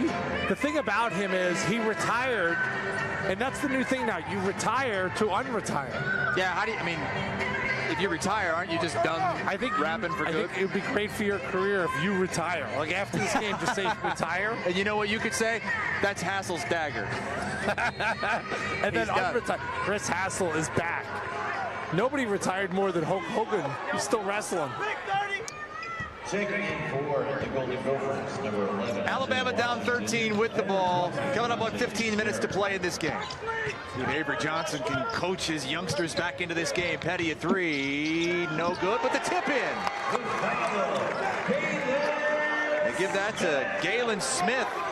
Galen Smith's giving him some really strong minutes. The first half, he had 3 points, 3 blocks, 3 rebounds.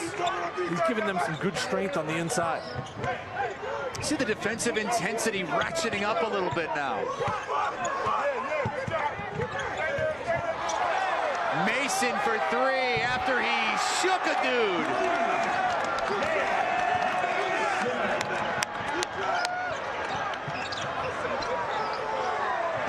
Ingram in no man's land. Petty inside, the dish to Galen, and Galen Smith will go to the free throw line for two. Well, nothing is better than when you're in New York City and you're able to shake somebody. Watch Nate Mason here, and then he looks at him. Oh, yeah. That was Sexton. Oh, boy. Oh, baby.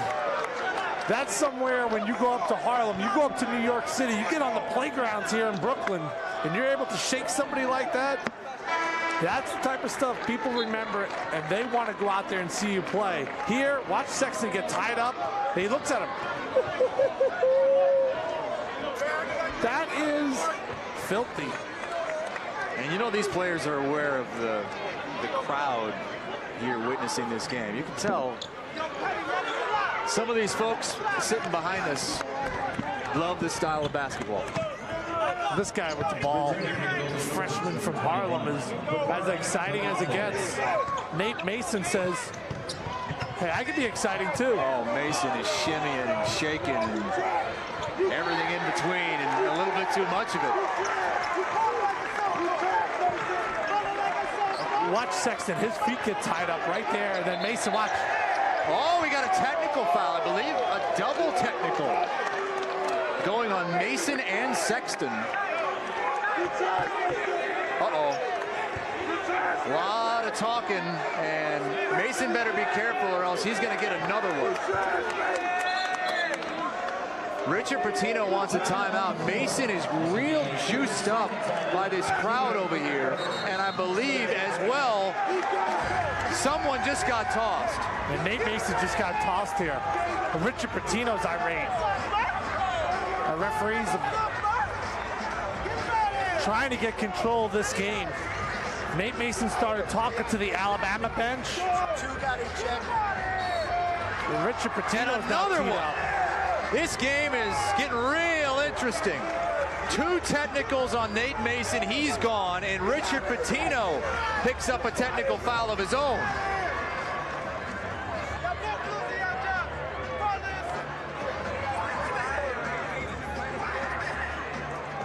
I was blocked from the first technical. Nate Mason, we just showed him eyeing down Sexton. And this is the first one. Now, Colin Sexton's supposed to be a lottery pick. Nate Mason is a guy, and you said this before, Chris, maybe doesn't get the respect on a national level. Even on this team, you talk about Murphy and you talk about Lynch, and then finally you get to Nate Mason. He's having a big half. He starts talking to Colin Sexton. There's the original tee. And then I watched kind of him go back to the bench a little bit before this, and he was jawing at Alabama, jawing at their coaches. He gets the second tee, and then you see Richard Pitino just fly off the handle. Oh boy, you got a double-digit lead, you're cruising, you're playing outstanding basketball. As a senior, Nate Mason, he's got to be smarter than that. And there's Rick Pitino, not liking what he's seeing right now from Minnesota. His son's team. Number 2, Nate Mason. That's his third, team sixth, and Mason is ejected from the game. The announcement now that Mason's been ejected from the game, and the fans don't like it. Going to be a bunch of free throws now for Colin Sexton. Oh, write the score down. 57-44, buddy boy. Let's see how this changes the complexion of the game. What happened? We had the shimmy from Nate Mason. Sexton hit the deck. Mason hit the shot. Next time down, better defense from Alabama. Mason was trying to do something. He turned it over, so Sexton probably said, hey, I got you that time. Double technical. And then the problem is Mason just kept going. Mason just kept going at the freshman Sexton from afar. And we saw the officials. Brian O'Connell was looking and just waiting. And if he kept it going, which he did, he was going to tee him up a second time. I don't think the officials were right on top of it. Nate Mason crossed the line. He got a tee. He's got to be smarter than that. Now he's gone. And now you can see the momentum potentially swing in this game. Kristen, what do you have for us? Yeah, I just saw Nate Mason walk off, and you could tell that he is very upset. A couple of fans had their hands out trying to encourage him, and he just went straight back, guys. I'm also seeing some comments, and there people are saying, Mason is a senior. He should know better than that. You got to keep your cool, is what a lot of people are saying on Facebook right now. 3 out of 4 from Colin Sexton. Remember, had everything just stopped at the double technical, there would have been no free throws. 2 free throws came from the second technical on Mason, and then 2 more from the technical on Richard Pitino. And now Alabama's got the ball, and they're only down 10. Still a lot of time left in this game. Ingram gets cut off, loses his dribble. Sexton's got it. You know he's going to want to make something happen. One of the best freshmen in the country. Double team, finds the senior, Riley Norris. It's a 7-point game. And we've got fisticuffs. A scuffle underneath, and players ready to throw.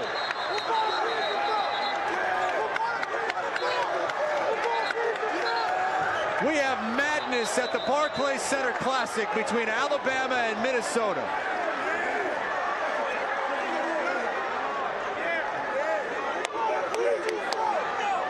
Amir Coffey is being ushered off the court.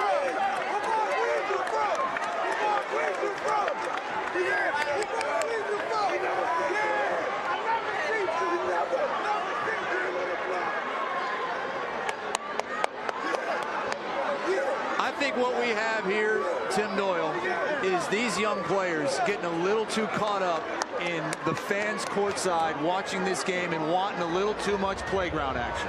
That's my take. You could feel the hostility in the building right now, and you can see Norris bury the 3 here, and watch underneath. That's Dazon Ingram tangled up with, looks like Dupree McBrayer. Hard to catch the numbers from that wide shot. We saw some Alabama players step on the floor. That's an immediate technical. Well, the entire team is out there on the court. Every single player without warm-ups on is on the court for Alabama. That's going to be a messy situation for officials. We've seen this at the NBA level. You step on the floor, you're gone. Let's watch that bench reaction. I mean, there's Hall. Dante Hall's out there. Avery Johnson Jr.'s out there, but he's trying to hold players back. Your point before about getting caught up. I grew up in New York City, and this may be hard for you to understand if you're in Minnesota or in Alabama. You go out to the playgrounds, you get that crowd in there. It's so hard to explain. A guy like Nate Mason, he got caught up in the moment. He's gone. 2 technicals. Richard Pitino, you see him getting caught up. And now it's starting to overflow onto the players. The crowd is heavily involved in this game. These are 2 top 25 teams. This is the best game in college basketball in all the land right now. And both these teams obviously really want it, but it's hard to explain when you're in New York, tensions are running high, meaningful game. It all started with Nate Mason and Colin Sexton, and now it's overflowed to everybody else on the court. Dazon Ingram got into it with Dupree McBrayer, and then John Petty, the freshman, came over, and he looked like he was ready to throw with McBrayer. Now, I'm not sure there was ever any swing out there, and that would be important. That doesn't mean that multiple players aren't going to be given a technical or rejected in this game. But I haven't seen anything on replay that shows anybody swinging. The comments are coming across right now on Facebook. It's going to be interesting what they do as Daryl and Wade and Ryan all chiming in right now. What are they going to do with the Bama bench? And you step off on the floor, and they're celebrating, and you got walk-ons. You watch Hall. You can't be on the court like that and leave the bench. Hall leaves the bench. I mean, he's inside the 3-point line right now. It was close down there. There were a couple guys that had the hands up and were flinging. I don't know if you could call anything a punch. You can't leave the bench, though, Chris. Right. And that's a whole nother issue. And that's why this officiating crew of Rick Crawford, Brian O'Connell, and Brett Smith have a lot to sort out. Remember, already 2 technicals on Nate Mason. He's ejected. Already 1 technical on Richard Pitino. In a game that's all of a sudden close, that Minnesota has controlled throughout. Led by as many as 18 points in this game. The referees are now looking for this shot, which we're showing you, of the Alabama bench. And we have several players starting to run out. Dante Hall is one of them. Avery Johnson is out on the floor, but he's holding everybody back, Avery Johnson Jr. After that, though, when things started to escalate a little bit more, then more players come off the bench. They all came off the bench at one point, like right here.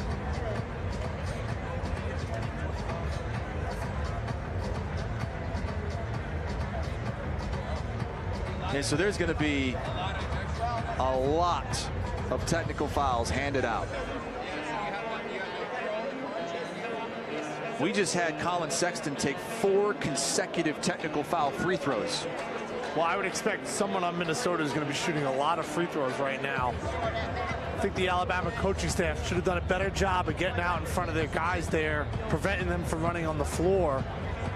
I wouldn't be surprised to see 6, 8, 10 free throws shot right here from Minnesota. And as a player, I played in the Big East, I played in the Big Ten, but you know you cannot leave the bench. But this playground-like atmosphere that's been created here has been awesome with the fans getting involved, but the players on the court, the players off the court got caught up in the emotion. This is not a playground game. This is 2 teams in the top 25 trying to go out and get a win that's going to resonate in March. And just utter chaos broke out. And I think it even surprised the Alabama coaching staff because they did a poor job of getting to their players, preventing them from getting on the floor. Security ran on the floor. And I've been a part of a lot of games at the college level as a broadcaster playing, and I've never seen anything like that. It's Rick Crawford speaking with Richard Pitino, who doesn't seem too upset. Brian O'Connell and Brett Smith are speaking with Avery Johnson.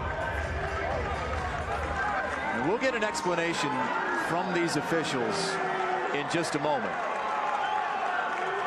Minnesota is jumping around now. They're all fired up over there on the bench.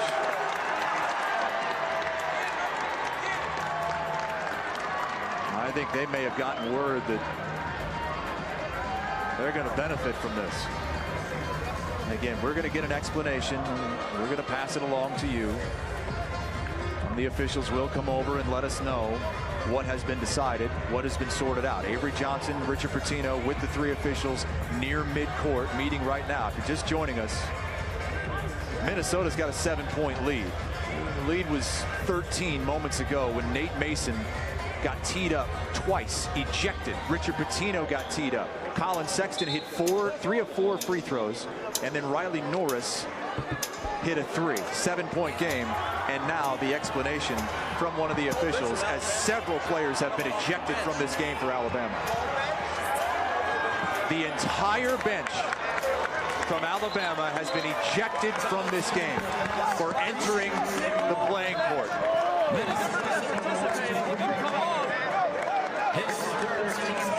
The bench is empty. Just assistants.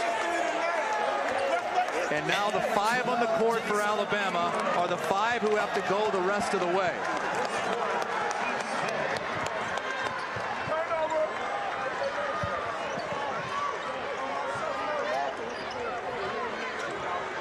Minnesota's entire bench is intact. Washington lays it in, and Minnesota's up 9.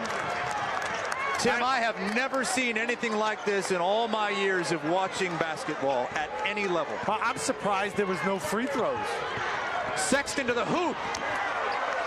Too strong.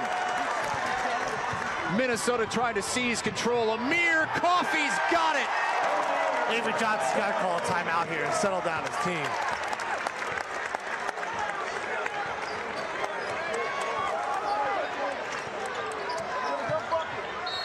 Ingram bumped. So Dante Hall, a starter, is gone. Another starter, Colin Sexton, still in there, along with starter John Petty. Galen Smith is still out there, but Herbert Jones is out. Avery Johnson Jr. out. Daniel Giddens out. Alex Reese out. All that's left, Norris, Smith, Ingram, Petty, and Sexton for Avery Johnson. In what has to be an extremely embarrassing moment for the third-year head coach. Think about this. Ingram has 4 fouls. Great point. But they may have to play this game with 4 players. Coffee. No good. Rebound to Smith. Still a lot of time left as Sexton scores. It's still a 9-point game. How are you playing this game if you're Avery Johnson? How are you approaching the rest of this game with 5 players? McBrayer short. Sexton runs it down. And there's a foul. That's Norris's 3rd. Now you got to really pay attention to the fouls. I mean, check out this bench right now. And again, if you're just joining us, the entire Alabama bench has been ejected from this game because during a scuffle on the court, everyone on that bench entered the playing court. When you enter the playing court and you're on the bench during a play, you're automatically ejected, even if you didn't do anything. So the 5 that were on the court for Alabama are the only 5 that are going to get to play the rest of the way.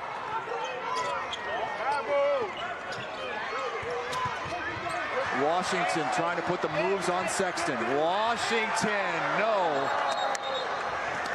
And a foul on the floor. And that's it. That is number 5. Number 5 on Ingram, and Alabama only has 4 players left. I've never seen this before in the history of college basketball. Avery Johnson is standing at midcourt. He cannot believe it. This is the under 12 timeout. It's a 61-52 lead for Minnesota, and Avery Johnson is now left with 4 players the rest of the way. In one of the most bizarre turn of events we've ever seen in major sports. Kristen Balboni, the 3rd member of our team, has had a courtside seat for this whole shebang.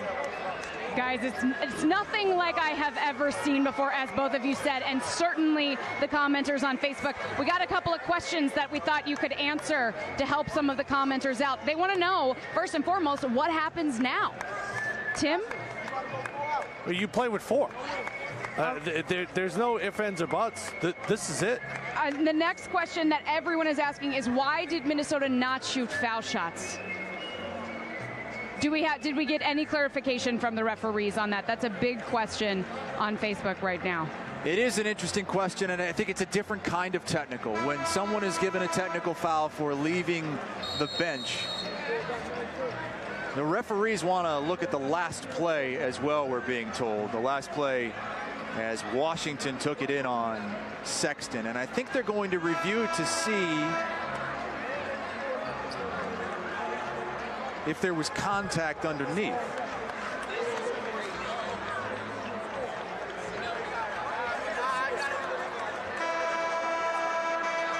They're trying to make sure the foul was called on the right player, and it was. They have decided the foul goes on Dazon Ingram. So he's disqualified with his 5th personal foul. Reggie Lynch, 1-1 for the Golden Gophers. 1-1 coming for Reggie Lynch.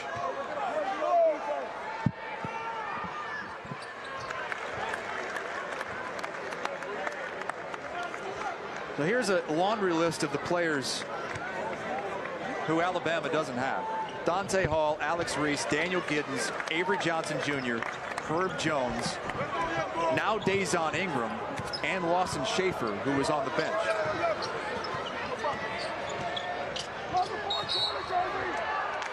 Foul on Minnesota. Sexton will get some free throws. There's already been a technical foul called on Colin Sexton in this game, so if he gets a second, he's done. Yeah, they'll have 3 players. 4 players on the court for Alabama. I guess if you have on the playground an overmatched team going up against a team that is a little bit better, maybe you go the odd men, 4 on 5. Is there any kind of game planning that you can do as a 4-man team against 5? No. I mean, what kind of defense do you play? Well, you got to sit in a 2-2 zone. I mean, there's just no other choice. We talked about Ingram having those 4 fouls. What would happen? Worst case scenario, we're talking a minute and a half later. After everybody gets ejected, he picks up his 5th. If you're just joining us right now, this all started when Nate Mason and Colin Sexton started going head-to-head. Nate Mason had a big start to the second half. Started making some jumpers early, then looked down at Sexton after making a shot. He got teed up, and now the fans are getting involved, the coaches are getting involved, and right now a fan has been asked to be escorted out of the arena. Security is on the court speaking with the officials, and they are going to kick at least one fan out of the arena. These fans have been heavily involved in this game vocally from the get-go, and that really got some of these players juiced up. And in my opinion, that's one of the main things that has led to the craziness of this game. Mason being ejected originally on the double technical. Richard Pitino got teed up after. And then after the 3 from Riley Norris, couple players going at it inside. Dupree McBrayer from Minnesota and Dazon Ingram for Alabama. And while that scuffle was taking place, every player on the Alabama bench entered the court. You know, this all started to escalate right here. Nate Mason, senior guard. Watch this move. But he looks at Sexton right there and then buries the 3. You talk about a playground move, big time shot. Nate Mason last year, first team all Big Ten. But what did that do? Well, that incited Sexton, and they started jawing back and forth. And then Nate Mason gets teed up, and then he gets teed up again, and then Richard Pitino gets teed up. And partner, how soon after that was the brawl? I think it was the very next play. Norris makes the 3, and just chaos erupts. Everybody leaves the bench for Alabama. They're playing with 4 players the remaining 11:30 of this game. Just craziness. So everyone on the bench was kicked off, was sent into the locker room, because if you leave the bench, it's an automatic ejection. That's why there's no free throws. It's not a technical, it's an automatic ejection.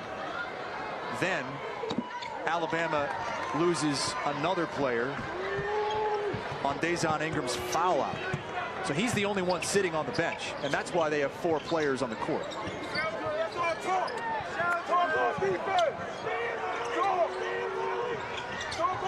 Still a 9-point game here, but I can't imagine any way Alabama with 4 players is going to be able to make a comeback in this game. But they still have Colin Sexton. Amir Coffey is coming. He throws it down.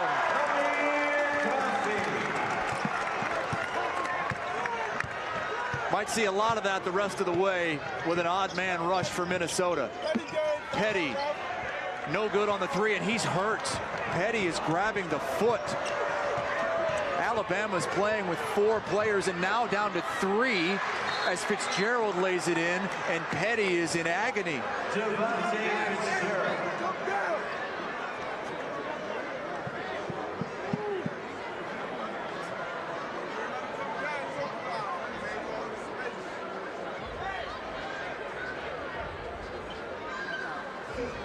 I am at a loss of words. Grabbing the right foot. He's in a ton of pain. And we'll see, he elevates on that 3. And he's going to come down right on Fitzgerald's foot.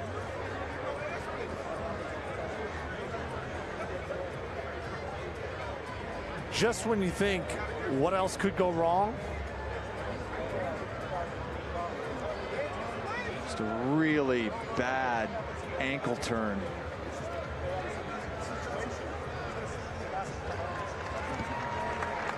And he can't put any pressure on that right foot.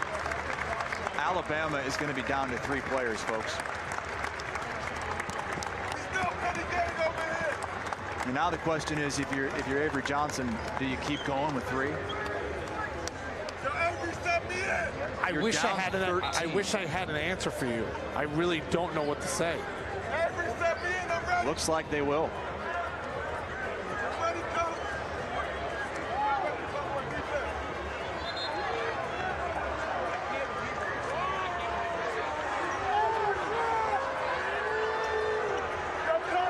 Of all the things I've ever seen at a sporting event, I never thought I would say this. Alabama is playing 3-on-5 against Minnesota.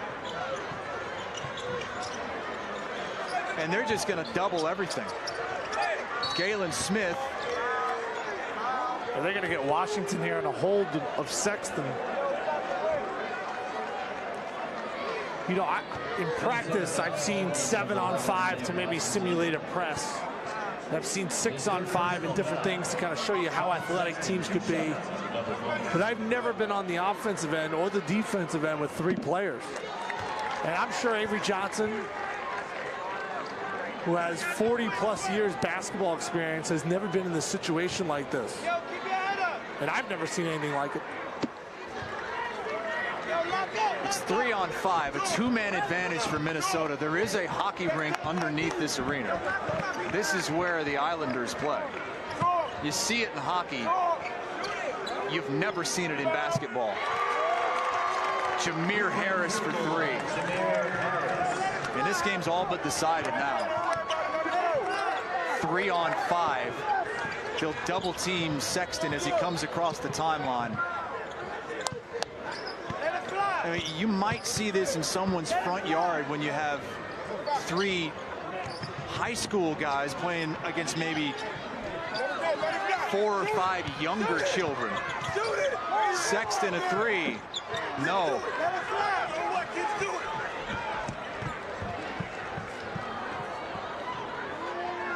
Another 3.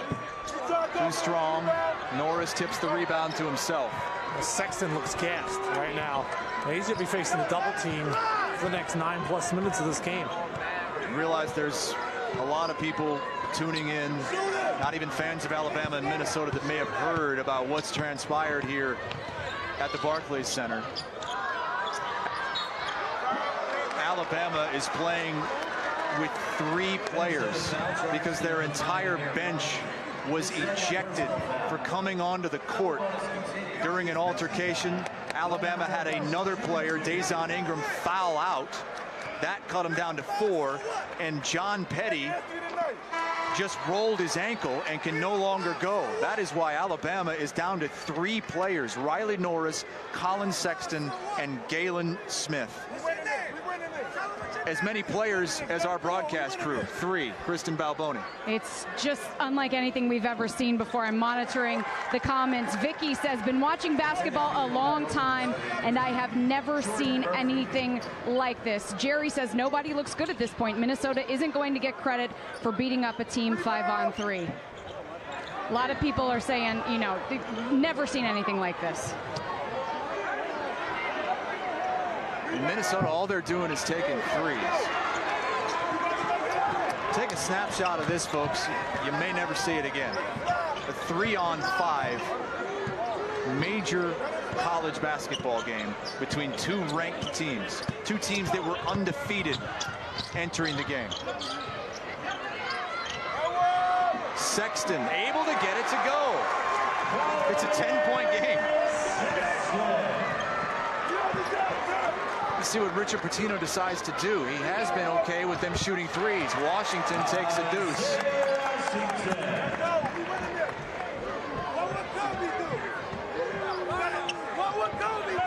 Appreciate you joining us here on Facebook Live for the craziness. With Tim Doyle, I'm Chris Hassel. Barclays Center Classic presented by Continental Tire. Fourth and final game of this Barclays Center Classic. Coffee scores. I think Avery's going to call this game. I think they may wave the white flag here. No, he's asking his 3 players to take a seat. But look at Colin Sexton. Look at him. He is gassed. He says, basically, his body language says, I can't go anymore, Coach.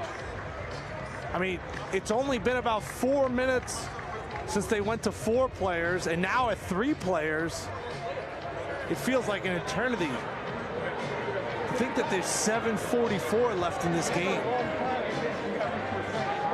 When all this went down, and you see a smile from Sexton, he knows it's never happened before, and it's probably not going to ever happen again.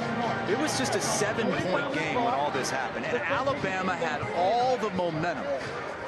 Nate Mason had just been ejected for a second technical foul.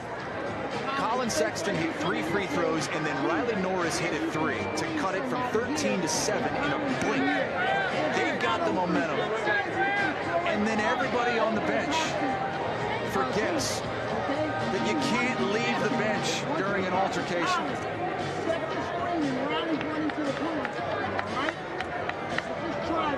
Kristen? Yeah, guys, I just want to point out, as we see on the screen right here, Avery Johnson drawing up plays for his 3 players. This is, it's just unlike anything we've ever seen before. And as you guys pointed out, 7:44 left in this game.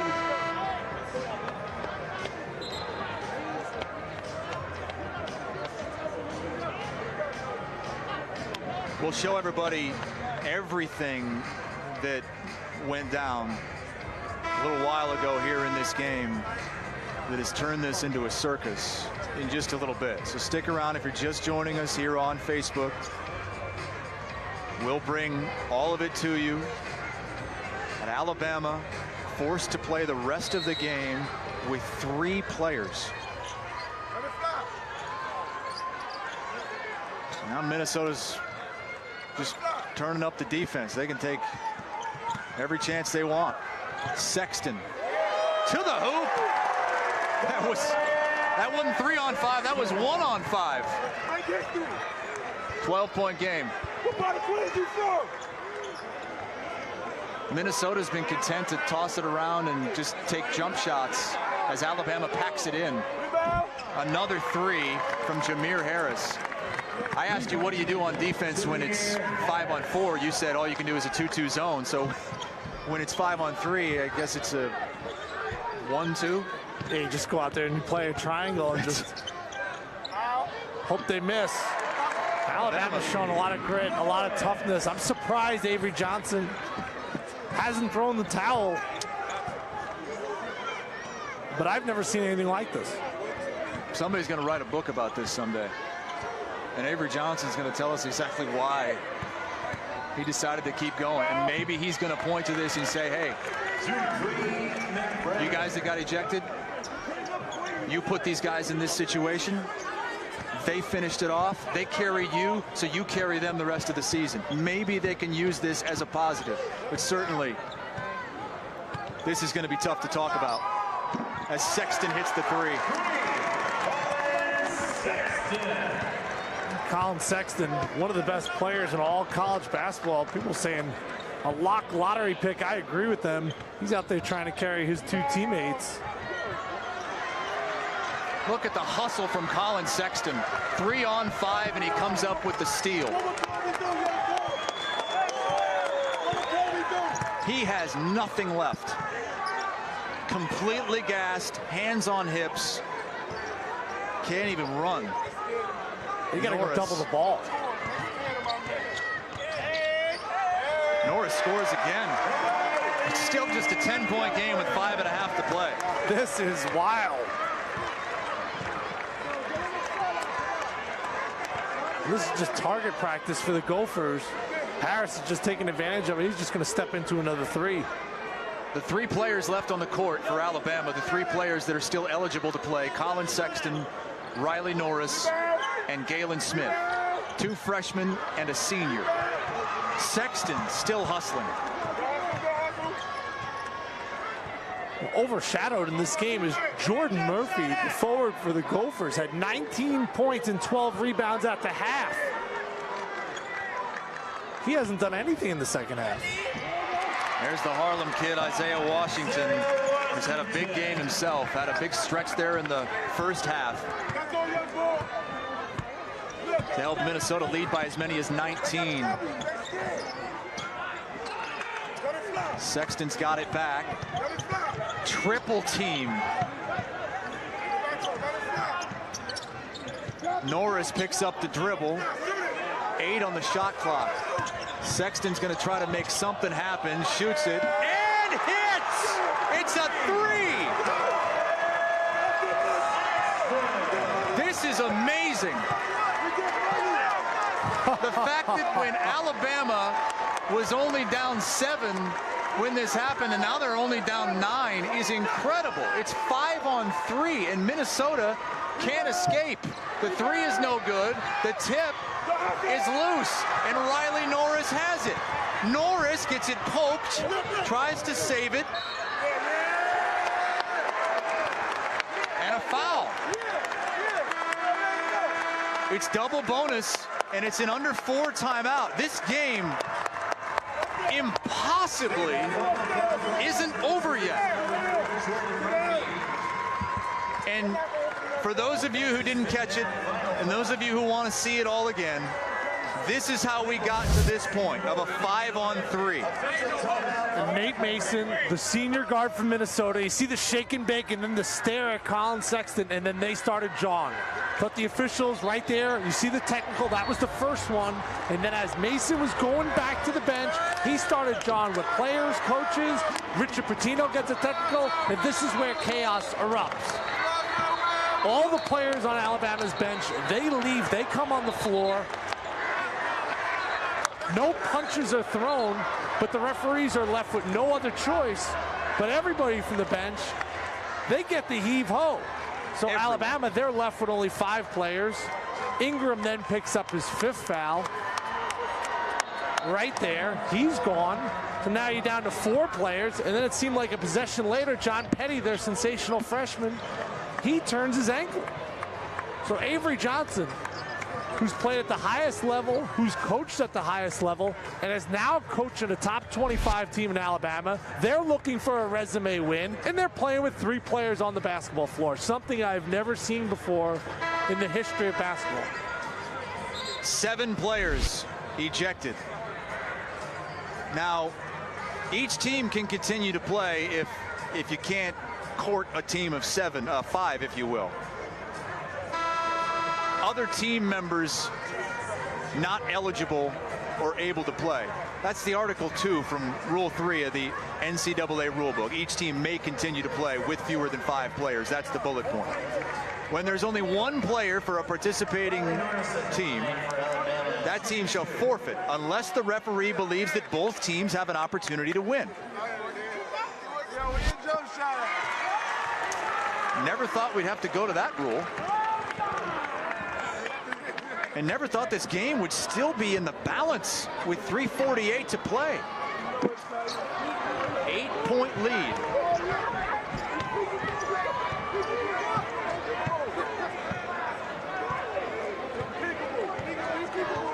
And now the Gophers work the clock down a little bit. Let's see. Richard Pitino's been okay with his players just pulling up, taking 3s, taking long 2s because they're all open.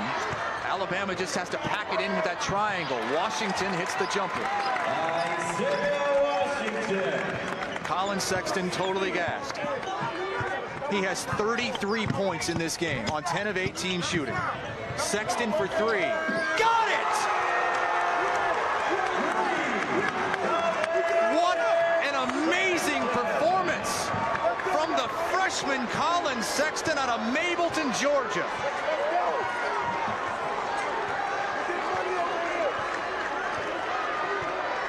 Since Alabama went to 3 players, they've outscored Minnesota. Washington misses, and a foul going on Minnesota. 2 to play, and it's a 7-point game, and this entire crowd now outside of Minnesota fans are cheering on Alabama.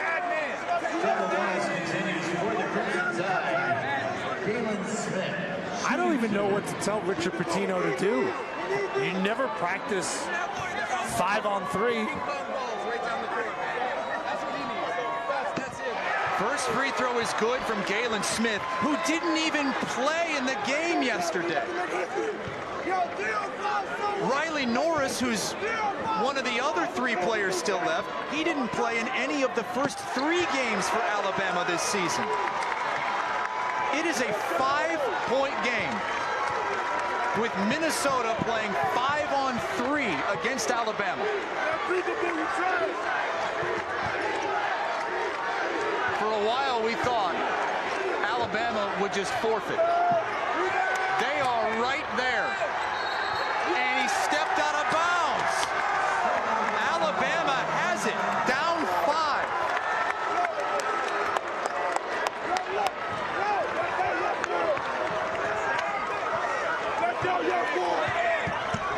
Sexton gets a screen. He's got trying to get Norris and Smith out of there. Too strong on the 3. If that would have went down, this whole place would have come down. 36 points for Colin Sexton. 2 minutes to play in this game.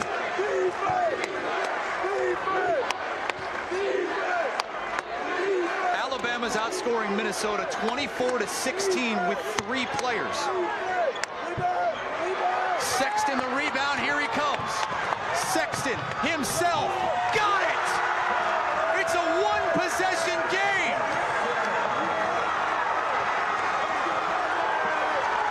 This place is up for grabs. Sexton the rebound!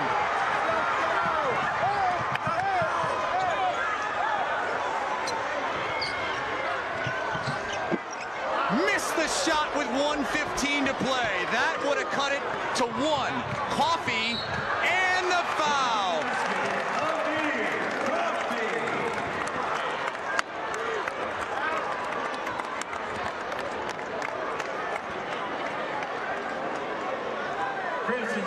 Minnesota back up 5 with 1:12 to play.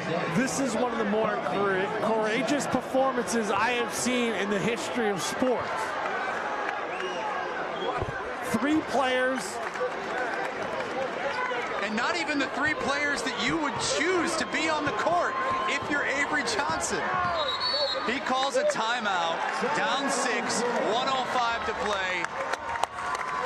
Win or lose, and it probably will be lose. This is going to go down as one of the all-time gut checks in college basketball history. You know, I said around the 7-minute mark, I thought he'd wave the white flag. I thought he'd throw the towel. Hey, let's attack number 42. He can't move his feet at all. Let's listen to Avery Johnson talking to his 3 players. That's what I'm saying. I let get loose at the screen. Yeah. It's over with. Yes. Listen, this is the possession right here. Come on. If you're really good, if you're really hard and aggressive. Right? If you can't get the basket, I'll go back up.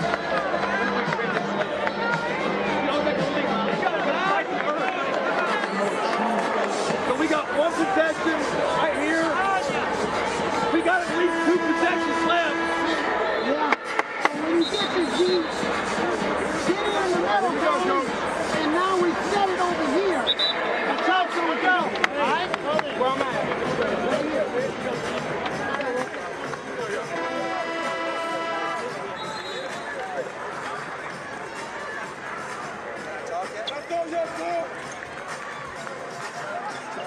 .05 to play. Minnesota with an 86-80 lead on Alabama. A matchup of 2 unbeaten teams here at the Barclays Center Classic, presented by Progressive Tire.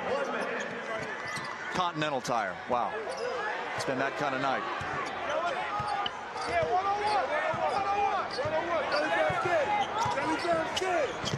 Sexton Down 6, 3 on 5. Dishes off. It's a dunk.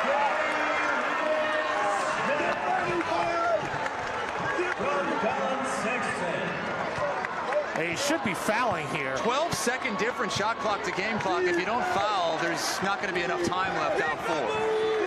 I'm surprised they're not going to extend the game, but the more possessions, obviously, the better the situation is for the Gophers. What an outstanding, unbelievable effort from Alabama in this game. Avery Johnson wanted his players to avoid fouling, and that was too late.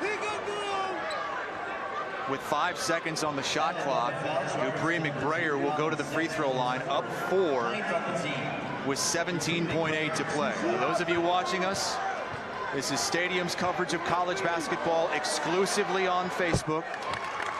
We'll have 40-plus games this season in college basketball. None will be as unique, bizarre, and circus-like as this one. Minnesota is going to survive, but what a performance by Alabama as the entire bench gets ejected. They actually outscore the Golden Gophers 3 on 5.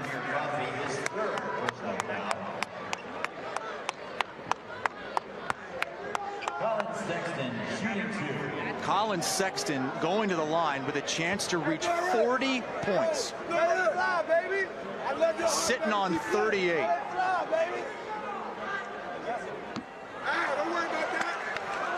10 seconds left. Going to be interesting to see what kind of ovation these fans are going to give these 3 players for Alabama. A foul. Michael Hurt will go to the line. Avery Johnson giving his 3 players a hand. The entire bench was ejected for entering the court during a scuffle. And I realize I keep repeating myself, but it's because we have so many people who are just tuning in because they've heard about what's going on. The whole bench came onto the court, so the whole bench was ejected. Alabama was left with 5 players on the court.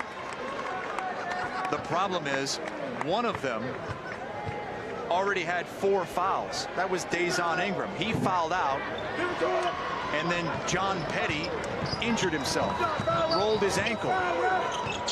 That's why they finished the game with 3. 0.8 left. And free throws coming. Colin Sexton's going to be remembered for his heart of a lion in this game. He single-handedly kept Alabama in this ball game. He was getting oxygen on the bench. He was huffing and puffing. Stadium is your new national news and sports network. We focus on the sports at Stadium, folks. The only 24/7 network available on both television and digital services without a cable subscription. 40 points for Colin Sexton, and he has his hands raised. The 3 players for Alabama are coming together at midcourt. Minnesota gets the 89-84 win, but in the end, everyone's going to be talking about what these 3 Alabama players did in the closing moments of this game to keep it a game.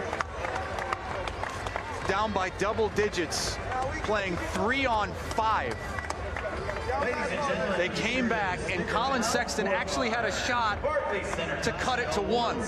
They had the ball down 3 in the final minute. Yeah, he shot a pull-up jump shot there. I'm sure in hindsight, down 3, he would have liked to jacked up a 3-pointer just to see if he could tie this game. What a wild set of events. Emotions were high. The crowd was into the game.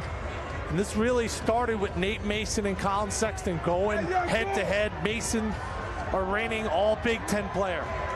Kristen Balboni on the court. Coach, you told me just a second ago, you said, I don't even know what to say. A game unlike any of us have ever seen before. Take us through how you handled it from the ejections to down to 3 players. What did you tell your team? stay calm. You know, I mean, Colin Sexton, he could beat a single team, just one guy on himself. He's that good. I mean, obviously, that was just absurd, just the whole experience. We were shooting these weird twos that we're not comfortable shooting. But, you know, to their defense, I haven't worked on an offense against 3 players. So give Sexton a lot of credit. They're a really good team. We just had to get out of there with a win. I saw you give love to Sexton and the 3 players and Avery Johnson. You got to admire their effort, I would imagine. Oh, absolutely. I mean, you know, Riley's a veteran. He's a good player. He's healthy now. Avery does a great job. That's a team that's going to make some noise in the SEC. We were playing really good until it got wacky. So that's taken away from a little bit. I'm really proud of what we did until it got a little crazy there. Did you think that you would finish this game when it went to 3-on-5? Did you think that you would finish out this game? I had no idea how to think. I was hoping they'd forfeit or something. But they did a good job, and we just won. That's all that was important. Now, this was a matchup between 2 top 25 teams. Got really wacky, as you said, but it was a win for you guys. How do you assess this when you guys go back and look at everything? Well, when it was 5-on-5, we were playing good basketball, and really good until the ejections and everything. We showed toughness. We were really, really good for about 30 minutes or so. Thanks so much, Coach. What an incredible experience. All right, back to you guys. Kristen, great job. Great questions. I mean, the toughest part about all this, being commentators, is when something like this happens, it's almost hard to figure out what you can even possibly say. And you got the sense that Richard Pitino, as a head coach, had no idea what to do as a head coach in that situation. And you could just see tensions were brewing in this game. The crowd was getting involved, and it all started on one particular play. Here it is. Watch Nate Mason. He crosses up Colin Sexton, right there, looks at him, drains the jump shot, and then that opened up a whole box of worms. Then they started jawing. There's the first technical. And then as Mason's going to the bench, he gets tossed. He started cursing out Alabama players. Then Richard Pitino gets a tee, and this is where all chaos erupts. Some Ingram got into it with Dupree McBrayer. Some shoving, and then the players who left the bench, well, they all got ejected. See you later. Alabama went down to 5 players. And then a couple of possessions later, Ingram picks up his 5th foul. So you go from 5 players to 4. There's the 5th foul. And then the next possession, John Petty, their freshman sensation, bam, he turns his ankle. He was in excruciating pain, and now down to 3. And I thought at that point, Chris, Avery Johnson, who's been around basketball a long time, I thought he would throw in the towel. They were down double digits, and there was still a lot of time left, almost 11 minutes when Petty injured his ankle, and it was clear he was not going to be able to come back. He couldn't put any pressure on that right foot. They outscored Minnesota with 3 players. They only had 3 players for the remaining 7+ minutes of this game, and they outscored the Gophers and had a chance to tie the game. They made it a 1-possession game. Colin Sexton was outrageous in this game. He had 40 points. Thought Alabama showed a lot of heart, a lot of determination. I think that coaching staff could have done a better job of keeping their players on the bench, but things escalated so quick here, from the Mason to the ejections to the fight, and then down to 3 players. What an effort, though, from Alabama. And, you know, what gets lost in all this is Jordan Murphy goes out there. He has 19 points, 12 rebounds in the first half, and we're talking about Minnesota being a Final Four team, and instead it turns into what Richard Pitino totally describes a wacky game. When all is said and done tonight, and when this game shows up on all the major national sports outlets, they're not going to be talking about Minnesota winning this game, a game of top 25 teams. They're going to be talking about what happened with Alabama, and then how Alabama's 3 players responded. I think it's safe to say we may never see that ever again in the history of college basketball. A team finishing the game with 3 players. Now you got 10+ scholarship players with walk-ons. Teams are fielding teams of 15 guys. And to be stuck at 3 players was remarkable. And the fact that Alabama went on and kept on fighting is what we will remember most from this game, overshadowing 2 top 25 teams. Folks, this was the best game in all of college basketball. You could watch it only here on Stadium, only here on Facebook. And to have it go down like that, you know, growing up in New York City, it's hard to explain when the crowd can get into a game. And the crowd here was up. They were passionate. They were loud. they got the players to start playing at a level where, you know, emotions were high and the blood started to boil a little bit. It became a little bit of a playground-like atmosphere, and then all of a sudden, all hell broke loose. It's a good way to put it, because all hell did break loose. Colin Sexton had 40 points in this game, and I think when he's drafted next year, this is going to be one of the first things that they reference. You're growing up in this area, right? They always like to point out one thing that's going to make you special, make you endearing to the crowd. And growing up in Brooklyn, especially a blue-collar area like it is, to have a guy like Sexton go out there, put his team on his back, he earned the whole respect of this arena, which may have been split. But once Alabama went to 3 players, I felt like if you weren't wearing the Gopher colors, you started pulling for Alabama just as a fan of sports, because they were facing really against all the odds. But what a wild one this was in Brooklyn. And lost in all this is the fact that Minnesota actually had a player ejected as well. Nate Mason got this whole thing going when he was given 2 quick technical fouls. Alabama cut the lead to 7, and then the whole bench came on the court and got ejected. In the end, it was 3-on-5. Alabama certainly made their fans proud at the end of this game, but falling short to Minnesota. Thanks for watching here on Stadium.